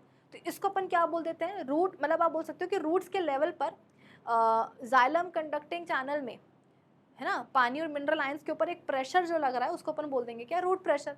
तो इस रूट प्रेशर के कारण क्या होता है, रूट प्रेशर के कारण जाइलम कंडक्टिंग चैनल में जो पानी है, जो मिनरल आयंस है ना, उनका अपवर्ड मूवमेंट शुरू होता है ना, ऊपर की तरफ जो है उनका जो मूवमेंट है वो शुरू होता है। ठीक है, उसके अलावा क्या होता है, स्टोमेटा लीव्स के सरफेस पर पाए जाते हैं, वहाँ से होता है ट्रांसपिरेशन, मतलब कि पानी जो है प्लांट बॉडी का वो वेपर्स के फॉर्म में क्या होता है, स्टोमेटा के थ्रू बाहर निकलता जाता है। तो एक तरफ क्या हो रहा है, पानी प्लांट बॉडी का बाहर निकल रहा है वेपर्स के फॉर्म में, और क्योंकि अब पानी बाहर निकल रहा है वेपर्स के फॉर्म में ना, ट्रांसपिरेशन हो रहा है, तो जाइलम कंडक्टिंग चैनल में जो पानी है बेटा, ठीक है, वो ऊपर की तरफ और आगे की तरफ खिंचना शुरू हो जाता है। क्यों, क्योंकि ट्रांसपिरेशन हो रहा है, वाटर मॉलिक्यूल्स जो हैं वो वेपर्स के फॉर्म में निकल निकल करके बाहर जा रहे हैं। वाटर मॉलिक्यूल्स तो जा ही रहे हैं, वो क्या कर रहे हैं, अपने पीछे वाले वाटर मॉलिक्यूल्स को भी खींच रहे हैं कि भैया हम तो जा ही रहे हैं वेपर्स के फॉर्म में बाहर निकल करके, तुम भी आ जाओ हमारे साथ। तो वो जो जाइलम कंडक्टिंग चैनल बना है ना बेटा, तो उसमें जो वाटर कॉलम बना है वो वाटर कॉलम फिर ऊपर की तरफ और उठेगा और आगे की तरफ बढ़ेगा। तो ट्रांसपिरेशनल पुल उसको अपन बोलेंगे, और नीचे वाले को रूट प्रेशर बोलेंगे। तो रूट प्रेशर और ट्रांसपिरेशन पुल से क्या होता है, पानी और mineral ions xylem conducting channel में ऊपर उठते हैं, और फिर रूट से जो पानी है और जो मिनरल आयंस है वो डिफरेंट प्लांट पार्ट तक पहुंचा दिए जाते हैं। ठीक है, so the components of xylem tissue, tracheids and vessels of roots, stem, leaves are interconnected to form continuous system of water conducting channels that reaches all the parts of the plant. Transpiration creates a suction pressure, as a result of which water is forced into the xylem cells of the roots. Then there is a steady movement of water from root xylem to all the plant parts through interconnected water conducting channels. ठीक है, फिर उसके बाद में अब सवाल क्या है, how is food transported in plants, food का ट्रांसपोर्टेशन कैसे होता है। तो देखो ऐसा है कि जैसे कि मान लो कि एक लीफ का सेल है, मीजोफिल सेल, खाना बना वहाँ पर, मतलब फोटोसिंथेसिस हुई, खाना बन गया ग्लूकोज, उस खाने को जो है बेटा कन्वर्ट किया गया, ग्लूकोज को कन्वर्ट किया गया किसमें, सुक्रोज में। ठीक है, अब हाँ अच्छा, इसके लिए क्या चाहिए होता है, फ्लोएम कंडक्टिंग चैनल चाहिए होते हैं, है। तो फ्लोएम टिश्यू के जो दो कंपोनेंट्स होते हैं ना, companion cells and सीव tube sales, ये दोनों मिल करके क्या करते हैं बेटा, फ्लोएम कंडक्टिंग चैनल्स बनाते हैं जो पूरे प्लांट बॉडी में जो है रन करते हैं। ठीक है, तो फ्लोएम कंडक्टिंग सपोज एक चैनल है ना, सपोज ये फ्लोएम कंडक्टिंग चैनल है, और इसमें ये क्या है, एक सीव ट्यूब सेल है। तो बेटा सीव ट्यूब सेल करते क्या है, एक दूसरे के ऊपर अरेंज हो करके लंबे लंबे फ्लोएम कंडक्टिंग चैनल बना देते हैं, और उनके साथ में क्या चिपके होते हैं, उनके कंपेनियन सेल चिपके होते हैं। ठीक है, तो अब क्या होता है, मान लो कि ये लीफ का मीजोफिल सेल है, यहाँ पर फोटोसिंथेसिस हुई थी, तो यहाँ पर ढेर सारा ग्लूकोज बन गया, ग्लूकोज को जो है सुक्रोज में कन्वर्ट कर दिया गया। ठीक है, ऐसा नहीं है कि जो सीव ट्यूब सेल्स है बेटा इनमें सुक्रोज नहीं होगा। ये जो सीव ट्यूब सेल्स है ना, इनके सेंटर में क्या होगा, बड़ा सा वैक्यूल होगा। अरे बेटा प्लांट सेल के सेंटर में क्या होता है, सेंट्रल वैक्यूल होता है कि नहीं होता है। ये तो वैसे भी सीव ट्यूब सेल्स हैं। एट मेच्योरिटी अपना न्यूक्लियस खो देते हैं। साइटोप्लाज्म जो है बिल्कुल साइड में आकर के चिपका रहता है। सेंट्रल वैक्यूल बहुत बड़ा हो जाता है जिसमें कि भरा होता है क्या, सेल सेप। क्या भरा होता है इसमें, सेल सेप। अब सेल सेप में क्या होगा, वही सब चीज़ें, पानी होगा, ठीक है, सुक्रोज होगा, बाकी बहुत सारी चीज़ें होंगी, लेकिन मेनली सुक्रोज और पानी होगा। तो ऐसा नहीं कि सुक्रोज यहाँ नहीं है बिल्कुल है, लेकिन कम है ना, कम है। मीजोफिल सेल के अंदर सुक्रोज ज़्यादा है, यहाँ कम है। तो ऑब्वियस सी बात है, यहाँ पर कॉन्सेंट्रेशन ग्रेडियंट जो है वो बना ही हुआ है। मीजोफिल सेल से जो सुक्रोज है वो अपने आप निकल करके कहाँ आ जाएगा, सीव ट्यूब सेल में आ जाएगा। लेकिन कब तक, जब तक कि कॉन्सेंट्रेशन बराबर बराबर ना हो जाए। जैसे ही कॉन्सेंट्रेशन बेटा सुक्रोज का यहाँ और यहाँ बराबर बराबर हुआ, डिफ्यूजन जो है रुक जाएगा। लेकिन ये जो सीव ट्यूब सेल है, अब ये चटोरा है, ये बोलेगा कि यार अगर डिफ्यूजन से मैंने सुक्रोज को अपने अंदर लिया, तो जब तक कि कॉन्सेंट्रेशन बराबर बराबर नहीं होगा तब तक सुक्रोज आएगा। जहाँ बराबर हुआ सुक्रोज का आना बंद हो जाएगा। पर मैं तो हूँ चटोरा, मुझे ज़्यादा सुक्रोज चाहिए। तो उस चक्कर में क्या होता है, ये बोलता है कि यार मैं एनर्जी खर्च करूँगा। ये सीव ट्यूब सेल बोलता है कि इसके लिए भले ही मुझे एनर्जी क्यों ना खर्च करनी पड़े, लेकिन मैं एनर्जी खर्च करके ज़्यादा सुक्रोज को अपने अंदर ले लूँगा। तो वही होता है, एनर्जी को यहाँ पर खर्च किया जाता है। एनर्जी यहाँ पर बेटा एक्सपेंडिचर होता है उसका, ठीक है। और एनर्जी को खर्च करके मीजोफिल सेल से ज़्यादा सुक्रोज जो है सीव ट्यूब सेल के अंदर यहाँ पर ले लिया जाता है। अब साथ में क्या होता है बेटा, बगल में जाइलम कंडक्टिंग चैनल भी चलता है, उसमें क्या होता है, पानी भरा होता है। तो वही वाली बात है कि अगर सॉल्यूट ज़्यादा है तो सॉल्वेंट कम, सॉल्वेंट कम है तो सॉल्यूट ज़्यादा, मतलब ऐसा है ना।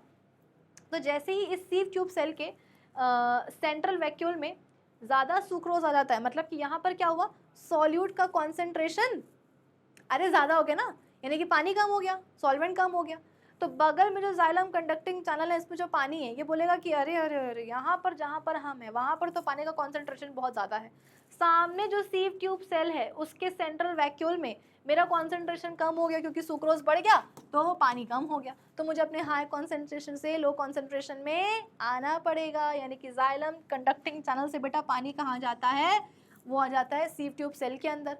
यानी कि अब सीव ट्यूब सेल में ढेर सारा पानी और ढेर सारा सुक्रोज, तो बेटा ये फूल करके जो है एकदम कद्दू सा हो जाता है, ऐसा मस्त फूल जाता है। मतलब कि यहाँ पर प्रेशर बढ़ जाता है, ऑस्मोटिक प्रेशर बेटा यहाँ पर बढ़ जाता है। अब चीज़ों की टेंडेंसी होती है हाई प्रेशर से लो प्रेशर में जाने की, है ना। तो ये जो सेल सेप है ये जो सेल सेप है ना, इस सीव ट्यूब सेल के अंदर जो सेल सेप है, ये सोचेगा कि अरे यार यहाँ पर तो प्रेशर बहुत ज़्यादा है, मैं तो उस सेल में जाता हूँ जहाँ पर प्रेशर कम होगा।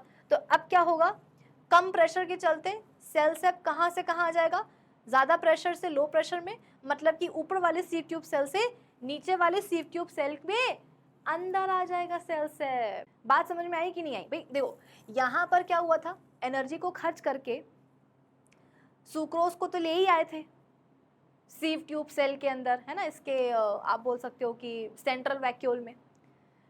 तो सुक्रोज तो यहाँ पर आ ही गया था, और साथ में क्या हुआ, बगल में जो जाइलम कंडक्टिंग चैनल था बेटा उसका भी पानी आ गया।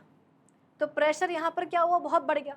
तो सेल सेप बोलता है कि अरे यार यहाँ पर तो बहुत प्रेशर है, मैं तो वहाँ जाऊँगा जहाँ पर प्रेशर कम होगा। प्रेशर कहाँ कम है, देखो नीचे वाला जो सीव ट्यूब सेल है ना बेटा, यहाँ पर प्रेशर कम है। तो उस चक्कर में क्या होता है, हाई प्रेशर से लो प्रेशर में सेल सेप आ जाता है। मतलब अब कहाँ आ गया सेल सेप, अब सेल सेप आ गया यहाँ, और यहाँ पर आए तो हुआ क्या, अब यहाँ पर प्रेशर कम बढ़ गया। भाई जहाँ, तुम तो बस अपने दिमाग में ये रखो कि जहाँ जहाँ सेल सेप जाएगा, है ना, ये सेल सेप मतलब पानी और सुक्रोज का जो मिश्रण है, जो मिक्सचर है, जहाँ जहाँ ये जाएगा बेटा वहाँ वहाँ प्रेशर बढ़ जाएगा। अब क्या हुआ, पूरा का पूरा सेल सेप उठ करके कहाँ आ गया, नीचे वाले सीव ट्यूब सेल में आ गया। अब ये बिल्कुल बेटा फूल की जना गुब्बारा हो जाएगा। मतलब यहाँ पर क्या होगा, प्रेशर बढ़ जाएगा। तो सेल सेप बोलेगा कि ओ माय गॉड यहाँ पर तो प्रेशर बहुत ज़्यादा है, मैं वहाँ जाऊँगा जहाँ पर प्रेशर कम होगा। तो उस चक्कर में क्या होगा, सेल सेप यहाँ आ जाएगा, यहाँ से और नीचे आ जाएगा। अल्टीमेटली क्या होगा, यहाँ पर एक सपोज कोई प्लांट का कोई रैंडम सेल पड़ा हुआ है, ठीक है ना, सपोज वो रूट सेल है, रूट का सेल है, ठीक है। अब यहाँ पर देखो बेटा सुक्रोज तो उसको भी चाहिए ना, यहाँ पर सुक्रोज का कॉन्सेंट्रेशन बहुत कम है, ठीक है, यहाँ पर सुक्रोज का कॉन्सेंट्रेशन बहुत कम है, और यहाँ पर तो बिल्कुल लदा हुआ है सुक्रोज, तो सुक्रोज बोलेगा कि अरे अरे अरे यहाँ पर तो मेरा कॉन्सेंट्रेशन कम है, यहाँ पर ज़्यादा है, तो मैं अपने हाई कॉन्सेंट्रेशन से लो कॉन्सेंट्रेशन में आऊँगा। मतलब कि सीव ट्यूब सेल से क्या हुआ बेटा, कहाँ आ गया सुक्रोज, वो आ गया रूट सेल में। यानी कि अब यहाँ पर क्या हुआ, सुक्रोज कम हो गया। अरे भाई यहाँ से निकल करके यहाँ आ गया ना, तो सुक्रोज कम हो गया, मतलब कि सॉल्यूट कम हो गया। तो अगर सॉल्यूट कम होगा तो सॉल्वेंट ज़्यादा हो जाएगा कि नहीं हो जाएगा, मतलब कि अब इस सीव ट्यूब सेल में सॉल्वेंट ज़्यादा, पानी ज़्यादा हो जाएगा। तो पानी क्या होगा, वापस से ऑस्मोसिस से कहाँ आ जाएगा, जाइलम कंडक्टिंग चैनल में आ जाएगा। यानी कि सुक्रोज चला गया जहाँ पर उसको जाना था और पानी वापस आ गया जाइलम। कुछ इस तरीके से प्लांट बॉडी में खाना ट्रांसपोर्ट होता है। और ध्यान रखना, एनसीईआरटी खुद बोलती है कि प्लांट बॉडी में जो ट्रांसलोकेशन है, मतलब जो फूड का ट्रांसपोर्टेशन है बेटा, वो बाय डायरेक्शनल होता है। मतलब कि पत्तियों में जो खाना बन रहा है, ठीक है, वो नीचे भी जाएगा और ऊपर भी जाएगा। नीचे मतलब कहाँ, रूट्स के लेवल पर, और ऊपर मतलब कहाँ, जो डेवलपिंग बर्ड वगैरह हैं, फ्रूट्स हैं, ठीक है, सीड वगैरह हैं, खाना वहाँ भी जाएगा। So phloem transports food materials from the leaves to different parts of the plant body. The transportation of food in phloem is achieved by utilizing energy from ATP. As a result of this, the osmotic pressure in the tissue increases, causing water to move into it. This pressure moves the material, मतलब वही sap की यहाँ पे बात हो रही है, in the phloem to the tissues which have less pressure. This is helpful in moving materials. यहाँ पर बराबर जो material लिखा है ना, ये मेरे को पसंद नहीं आ रहा है, मैं इसको जो है सुक्रोज करना चाहूँगी बेटा, क्योंकि एनसीईआरटी खुद सुक्रोज बोलती है, ठीक है। So this is helpful in moving sucrose and water according to the needs of the plant. For example, the food material such as sucrose is transported in the phloem tissues using ATP energy. आई बात समझ में? चलो next question, describe the structure and functioning of nephrons. Nephrons की functioning बताओ, उसका structure समझाओ। तो बहुत आसान है। सबसे पहले अपन आ जाओ बात करते हैं स्ट्रक्चर की, ठीक है। तो उसके लिए काम करते हैं, एक किडनी बना लेती हूँ, किडनी बना लेती हूँ, और उसके अंदर जो है रीनल आर्टरी वो डाल देती हूँ। ये आ गई रीनल आर्टरी, थोड़ा सा पतला, हाँ, this is renal artery. Artery अंदर आएगी तो ढेर सारे आर्टेरियोज में डिवाइड कर जाएगी, like this this this, okay. Artery अंदर आई तो ढेर सारे आर्टेरियोल्स में डिवाइड हो गई। अब हर एक आर्टेरियोल क्या होगा बेटा, आगे जाकर के और पतली पतली ब्रांचेस में डिवाइड करेगा, मतलब कि कैपिलरीज बन जाएंगी इसकी, ठीक है। और ये कैपिलरीज क्या करेंगी, मिल करके गुच्छा बना लेंगी। भाई रीनल आर्टरी आई, आर्टेरियोल्स में डिवाइड हुई, हर एक आर्टेरियोल आगे जाकर के और पतली पतली ब्रांचेस में डिवाइड करेगा, जिसको अपन क्या बोलेंगे, कैपिलरीज। कैपिलरीज का यहाँ पर एक गुच्छा बन जाएगा, और इस गुच्छे को अपन क्या बोलेंगे, इसको अपन बोलेंगे ग्लोमरुलस। क्या बोलेंगे, ग्लोमरुलस। ये जो ग्लोमरुलस होता है, ये एक थिक वॉल्ड कप शेप के स्ट्रक्चर में घुसा रहता है, और उस कप लाइक स्ट्रक्चर को अपन क्या बोलते हैं, बोमेंस कैप्सूल बोलते हैं। क्या बोलते हैं, बोमेंस कैप्सूल, ठीक है। कुछ इस तरीके से देखो, ये आ गया बोमेंस कैप्सूल। बोमेंस कैप्सूल के आगे क्या होता है, एक ट्यूबुलर पार्ट जिसको अपन बोलते हैं पीसीटी। पीसीटी के आगे क्या आता है, लूप ऑफ हेनले। उसके आगे क्या होता है, डीसीटी। डीसीटी कहाँ जाके खुलते हैं, कलेक्टिंग डक्ट में। तो ये पूरा अपन लिख लें, ये हो गई कलेक्टिंग डक्ट, ये हो गया लूप ऑफ हेनले, ये हो गया डीसीटी, और ये हो गया पीसीटी, और ये हो गया बोमेंस कैप्सूल, ठीक है। जितनी भी कलेक्टिंग डक्ट हैं बेटा, सारी की सारी आके कहाँ खुलेंगी, पेल्विस रीजन में, और वहाँ पर अल्टीमेटली क्या होगा, यूरिन कहाँ आ जाएगी, पेल्विस रीजन में, और फिर वहाँ से क्या होगा, यूरेटर से बाहर निकल जाएगी, ठीक है। ओके, अब ये जो बेटा कैपिलरीज है, ग्लोमरुलर कैपिलरीज एक बार फिर से क्या होंगी, यूनाइट करेंगी, और यूनाइट करने के बाद क्या होगा, क्या बना लेंगी, विनियोल। दूसरा आर्टेरियोल बनाएंगी जिसको अपन बोलेंगे इफरेंट आर्टेरियोल, ठीक है। तो ये भी आर्टेरियोल, ये भी आर्टेरियोल, इसका नाम पड़ जाता है क्या, ऊपर लिख रही हूँ, जगह नहीं है, एफरेंट आर्टेरियोल। और नीचे वाले को क्या लिख रही हूँ, मतलब ये वाले को इफरेंट।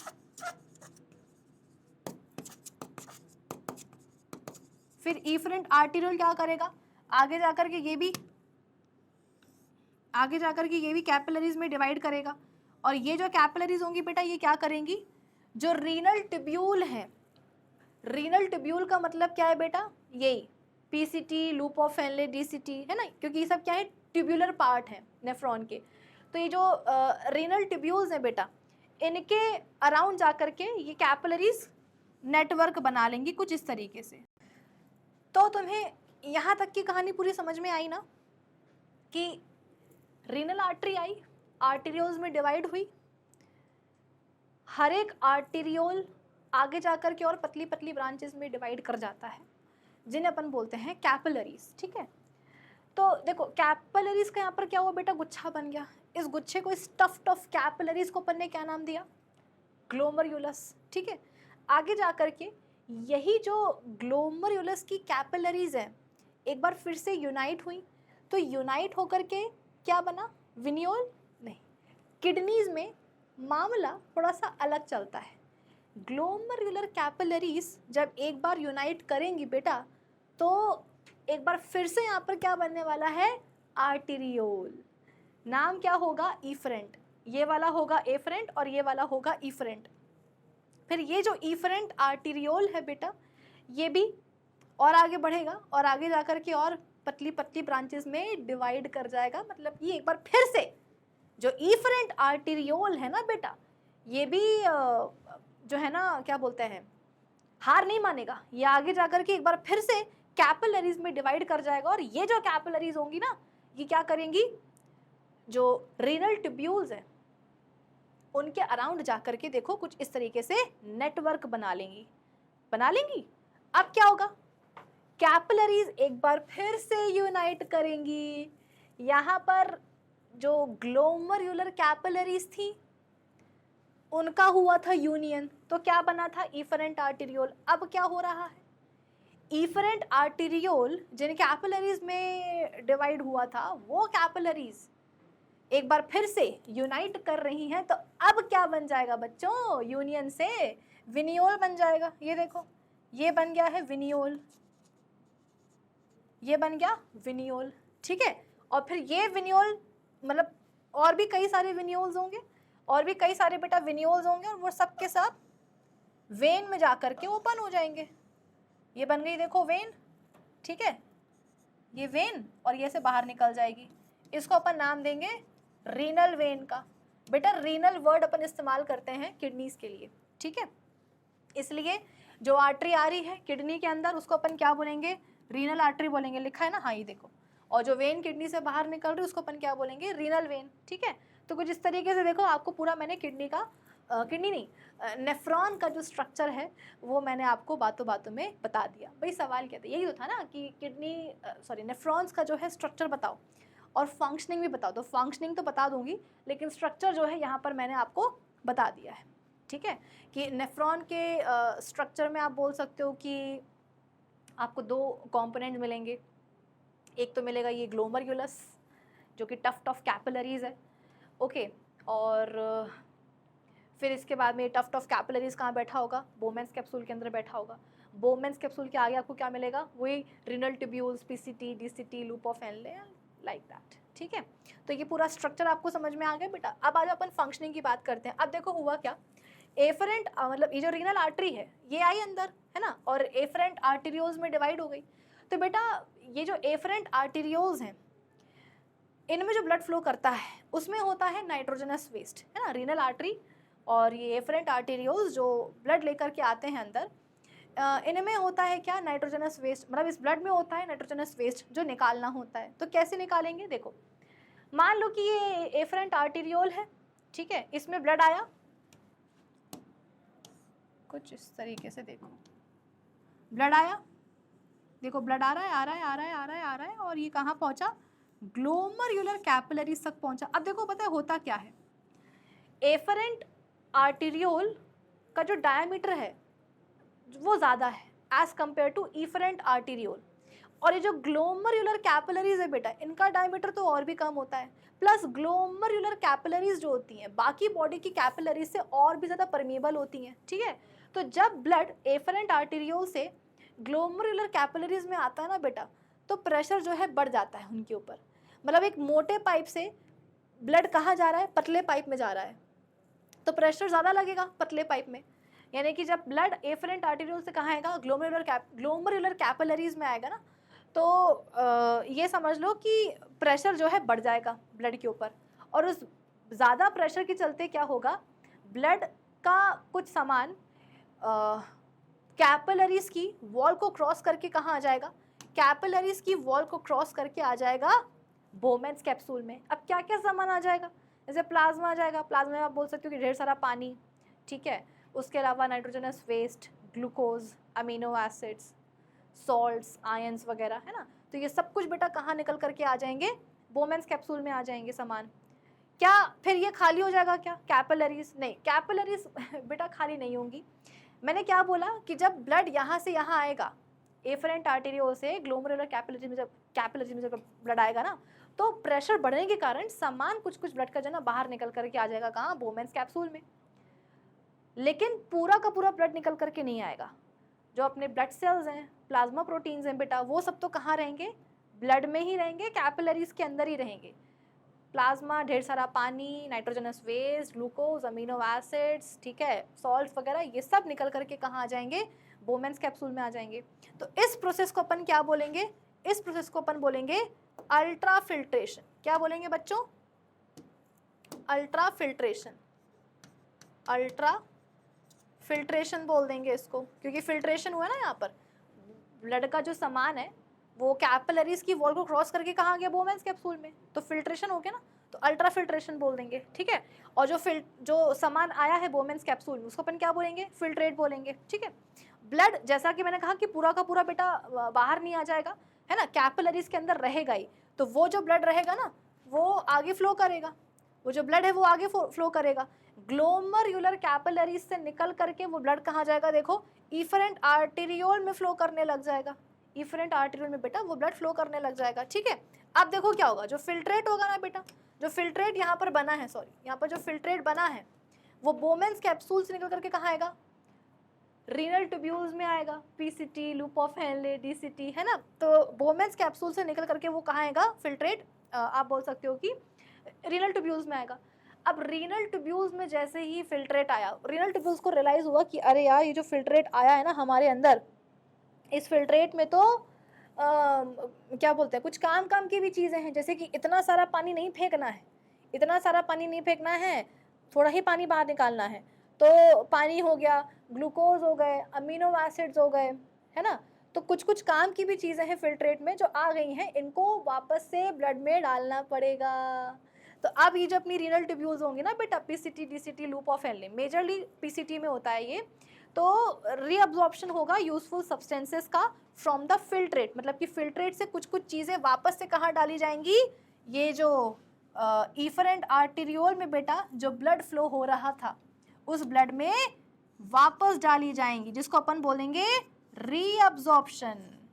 क्या बोलेंगे, रीअब्जॉर्प्शन की कुछ यूजफुल चीज़ें, जैसे कि पानी हो गया, ढेर सारा पानी, ग्लूकोज, अमीनो एसिड्स, ठीक है, ये सब उठा करके वापस से फिल्ट्रेट से कहाँ डाले जाएंगे, आर्टेरियोल के ब्लड में डाले जाएंगे, ठीक है, जिसको अपन बोलेंगे रीअब्जॉर्प्शन। अब क्या होगा, फिल्ट्रेट और आगे बढ़ेगा और आगे बढ़ेगा, तो ये जो बेटा कैपिलरीज है ना, ये वाली कैपिलरीज जिन्होंने रीनल ट्यूब्यूल्स के अराउंड जो ना नेटवर्क बनाया था, तो इन कैपिलरीज को रियलाइज होगा कि यार हमारे अंदर जो ब्लड फ्लो हो रहा है अभी भी उसमें कुछ गंदगी है जिसको बाहर निकाला जा सकता है, यानी कि अब इन कैपिलरीज के ब्लड से कुछ सामान वापस से क्या होगा, फिल्ट्रेट में डाला जाएगा, जिसको अपन क्या बोलेंगे, सेक्रीशन, है ना, ट्यूब्यूलर सेक्रेशन उसको अपन बोलेंगे।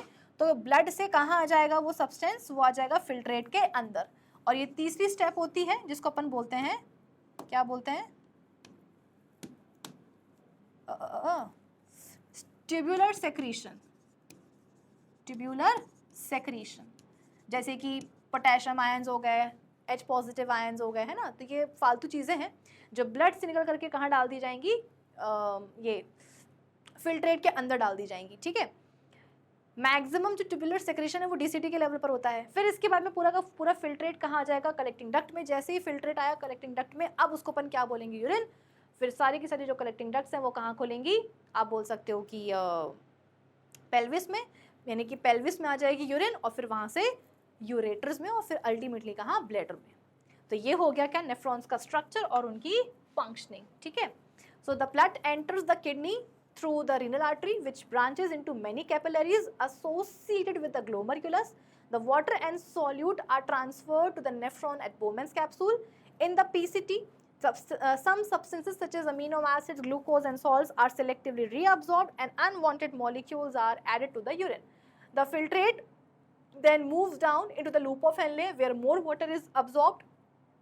From here, the filtrate moves upwards in the DCT and finally to the collecting duct. The collecting duct collects urine from the many nephrons. Now the urine formed in each kidney enters a long tube called the ureter. From the ureter, कहाँ से कहाँ चली जाएगी urine, bladder में चली जाएगी and then into the urethra. That's it.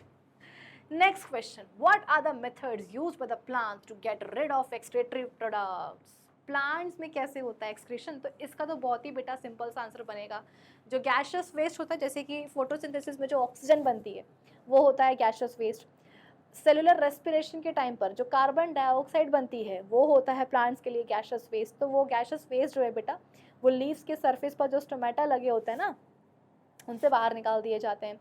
उसके अलावा जो एक्सेस वाटर है वो ट्रांसपिरेशन से निकल जाता है।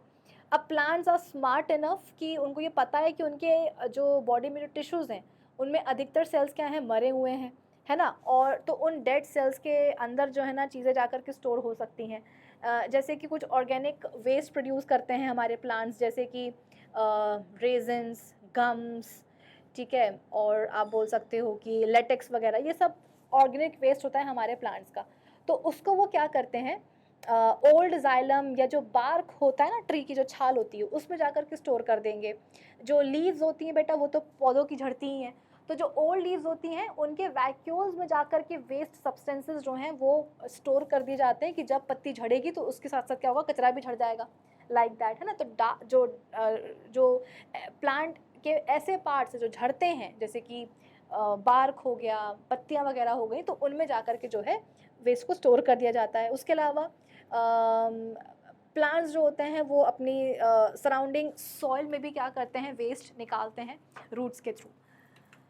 So yes, water bye transpiration, waste products may be stored in the vacuoles or may be stored in the leaves which fall off. Raisins and gums, xylem में जो पुराना xylem होता है उसमें, some waste substances may be excreted in the soil. Gaseous waste जो होता है वो स्टोमेटा के थ्रू निकल जाता है, ठीक है। Last question, how was the amount of urine produced regulated, कितनी यूरिन बन रही है उसके अमाउंट को कैसे रेगुलेट किया जाएगा। तो देखो ऐसा है कि ये आपकी एनसीईआरटी बुक भी लिखती है कि 24 घंटों में, यानी कि एक दिन में दोनों किडनीज मिलकर के 180 लीटर फिल्ट्रेट बनाती हैं, लेकिन जो यूरिन हम पास करते हैं वो मुश्किल से 1 से 1.5 लीटर के बीच में करते हैं, ठीक है।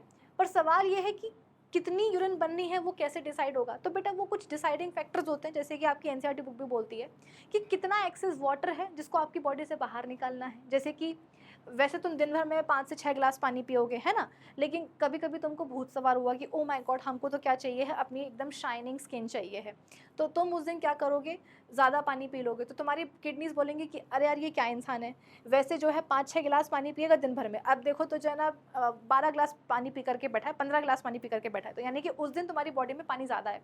तो उस दिन जो तुम यूरिन पास करोगे वो लाइट कलर की होगी और ढेर सारी पास करोगे। क्यों? क्योंकि पानी ज़्यादा है जिसको बॉडी के बाहर निकालना पड़ेगा। कभी कभी ऐसा होता है कि पानी हम बहुत ज़्यादा ही कम पी लेते हैं, तो उस दिन किडनीज बोलती हैं कि यार ये इंसान वैसे भी जो है ना दिन भर में 5 से 6 ग्लास पानी पीता है, आज तो इसने हद ही कर दी, केवल 3 ग्लास पानी पी करके बैठा हुआ है, मतलब उस दिन तुम्हारी बॉडी में पानी की कमी है। तो उस दिन जो तुम यूरिन पास करोगे तो वो डार्क येलो कलर की होगी, मतलब इतनी भी डार्क नहीं, बट हाँ येलो कलर की होगी, डार्क येलो, और थोड़ी थोड़ी क्वांटिटी रहेगी, ठीक है। उसके अलावा कितना वेस्ट है जिसको बॉडी के बाहर निकालना है उस पर भी यूरिन का जो अमाउंट है वो डिपेंड करेगा, ठीक है। बाकी एक हार्मोन होता है एडीएच हार्मोन, उसके बारे में मैं आपको कंट्रोल एंड कोऑर्डिनेशन चैप्टर में पढ़ाऊंगी, वो भी यूरिन का अमाउंट रेगुलेट करता है, ठीक है। चल, सो दैट्स ऑल आज के इस सेशन के लिए बस इतना ही। आज अपन ने एक एक करके सारे ही इंटेक्स्ट क्वेश्चंस को बेटा डिटेल में जाकर के डिस्कस कर लिया है। अब हम मिलेंगे अपने अगले सेशन में, जहाँ पर हम क्या करेंगे, एक्सरसाइज क्वेश्चंस को डिस्कस करेंगे इसी तरीके से। तो अगर वीडियो अच्छा लगा हो तो लाइक करेगा, शेयर करेगा और चैनल को सब्सक्राइब भी करिएगा। मिलते हैं अपने अगले सेशन में, तब तक के लिए keep learning with definite success Pathshala. Bye bye, have a great day.